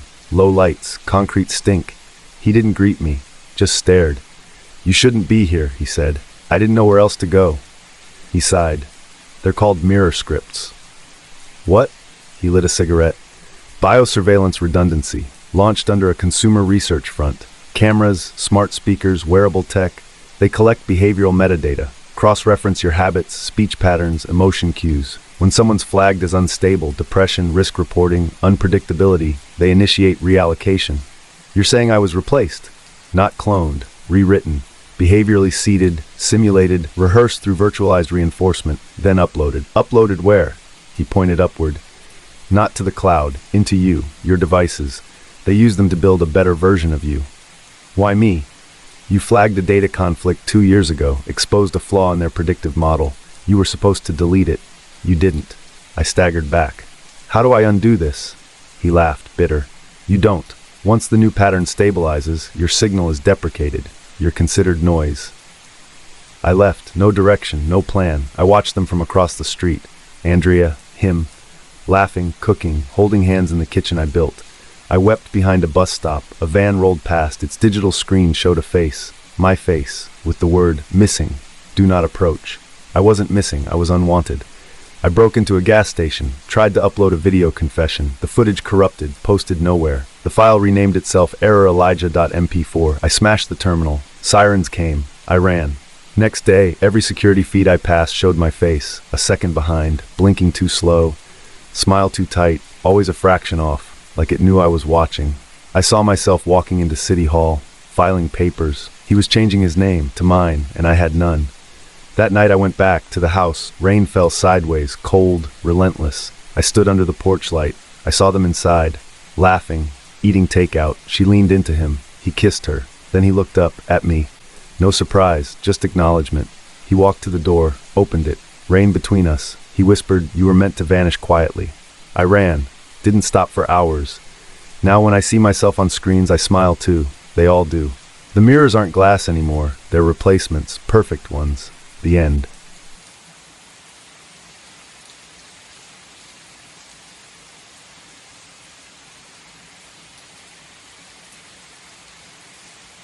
It started with the footprints. Muddy, wide, too fresh. Leading from the basement door up into the living room. I noticed them Monday morning just before tea. 5 prints, maybe 6. Spaced like a slow, careful walk. I live alone. Always have, since Daniel passed. My knees don't take stairs easily anymore, especially not those slick, groaning ones to the basement. Haven't gone down there in years. I don't even remember what I kept there. Paint cans, maybe. Gardening tools. Or was it Daniel's old workshop? I asked Margaret, my bridge partner, during lunch. She blinked. "You mean your little security station?" I stared at her. "What security station?" She frowned. "Downstairs. You used to be obsessed with it. Cameras, logs. You don't remember?" I didn't. That night I found a sticky note on the fridge, my own handwriting. "No basement after dark." I didn't write that. At least I don't remember writing it. Tuesday the prints came again, this time wetter, smearing into the rug. I called a plumber, thinking it might be a leak, but he found nothing. Just dry soil, no source, no burst pipe. He looked down the basement steps. "You keep the lights off for a reason?" "I don't know," I said. Wednesday I turned them on. Weak glow. Dust dancing like ash in the air. I took 2 steps down. Pain flared in my knees. I gripped the railing, heart hammering. By the time I reached the bottom, I was drenched in sweat. And all I saw was a chair. One old wooden chair, facing a wall of monitors. 8 screens, most cracked, some glowing faintly. All showing parts of my house. The living room, kitchen, hall. One showed me, from above. Sitting there, staring at the screens. I looked up. No camera, just ceiling beams. I turned to leave. Then I saw the logbook, bound in green leather. My name embossed. Inside, rows of dates, times, scribbled notes. Each entry ending the same way. "Do not look away when it starts moving." I shut it fast. The smell in the basement shifted, like turned soil. Not rot, earth. Deep, wet earth. I climbed back up. Every step screamed. I locked the basement door. Thursday, the photos vanished. The mantle, once covered with memories, now bare. No frames, no dust outlines. I checked the drawer where I kept extras. Empty. I opened my phone gallery, black squares. File not found. I cried for the first time in years. Friday I found another note, taped to the bathroom mirror. "You asked for this." I ripped it down. My handwriting again, but the slant was wrong. Too smooth, too young. That afternoon the doorbell rang, a delivery man. "Package for, he squinted. "I'm sorry, ma'am, the label's blank." The box was light. Inside, one item, a VHS tape. Written on the spine in thick black marker, reinstalled. "I don't own a VCR. but I remembered one, basement. That night I went down again. The VCR was there, hooked to the largest monitor. The chair waited. I sat, slid the tape in. The screen flickered. Then me, younger, hair darker, voice stronger. "I know you're scared," she said. "Me, but you asked for this. You said the memories hurt too much, that forgetting was safer." She looked down, then back up. "But something came through anyway, through the cracks we left. It's upstairs now, inside things, and it wants you to remember." The screen glitched, her face warped, lips too wide. The last words, "Do not look away when it starts moving."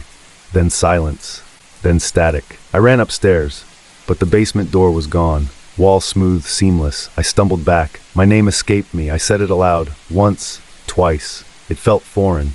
I checked my license. Blank. I held my wedding ring. Daniel's name was still there, but mine wasn't. That night, I woke up in the hallway.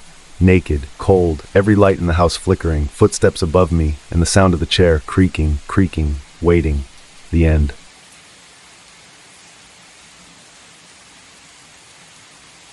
And that's the end. But the night is far from over. If you enjoyed this story, don't forget to like the video and subscribe to the channel for more. Tell me, are you still awake? Or did the whispers follow you into your dreams? If sleep won't come just yet, there are plenty more stories waiting for you. Go on, pick another. I'll be here.